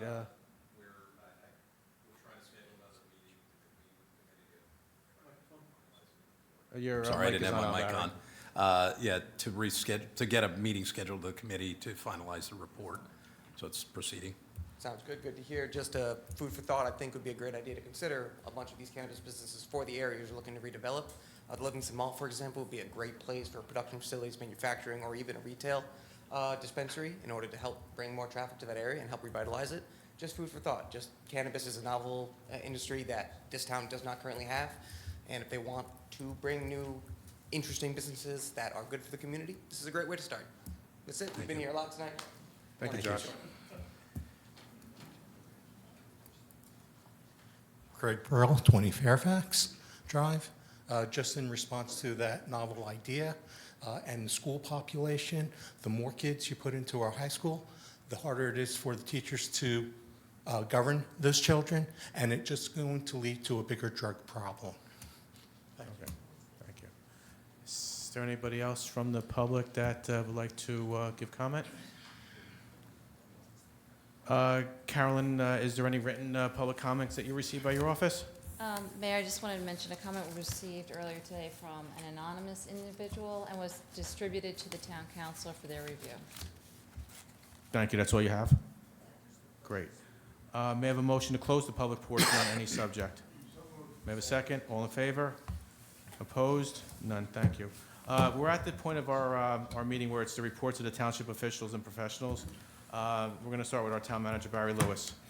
Well, I'll try and be brief. We're just, in light of the hour, couple updates on, well, we talked about the Lakari Strawman, and we hope to have that RFP going out shortly and get proceeding on that one. We're continuing the look at the other Strawman parcel. We're going to have something for you on the Public Works Garage in the very near future under the design build model. And I think that's good enough for what I had tonight. Thank you. Our Deputy Township Manager, Russ Jones, you have anything? Nothing tonight, Mayor. Thank you. Thank you. How about our Assistant Township Manager, Adam Lerner? Nothing for tonight. Thank you. Carolyn, you have anything? Nothing, Mayor, thank you. Great. Ann Cucci, our CFO, anything? Just a little thing, the final tax rates are done and from the county, so the new tax bills will be going out because the estimated did. If you want to check the real, what the actual bill is, you can go online now and see it. It'll be mailed on August 10th. Okay. They can find this where? I'm sorry? Where can they find this? Right online, if you go to pay, you could go right on the through the website, our website, and see your tax bill. Okay, thank you. Jared Cantor, do you have anything? Nothing else for tonight, Mayor. Thank you. Thank you. And again, we're not going into closed session after this. We're just going to continue our conference meeting. Correct? Both of you? Yes, Mayor. Thank you. This is council comments. Councilman Ed Meinhardt, do you have anything? I just want to thank the town manager, Barry Lewis, for coming this evening. Tonight's his wife. I think Supposed to be away, but. Supposed to be away, today's his birthday, so please wish her a happy birthday from all of us. And thank you for your dedication to the town and coming this evening. Thank you. Councilmember Klein, you have anything? I'm good, thank you, Mayor. Deputy Mayor, do you have anything? No, I'm good, thank you. And I don't think I have anything either, so thank you very much. So we are going to go back and finish the conference agenda. The only thing that we have left is public comment on that, and that's all we have, then we'll adjourn. So thank you. Our next scheduled meeting is Monday, August 14th, correct? Okay. Thank you very much, everyone. Good night.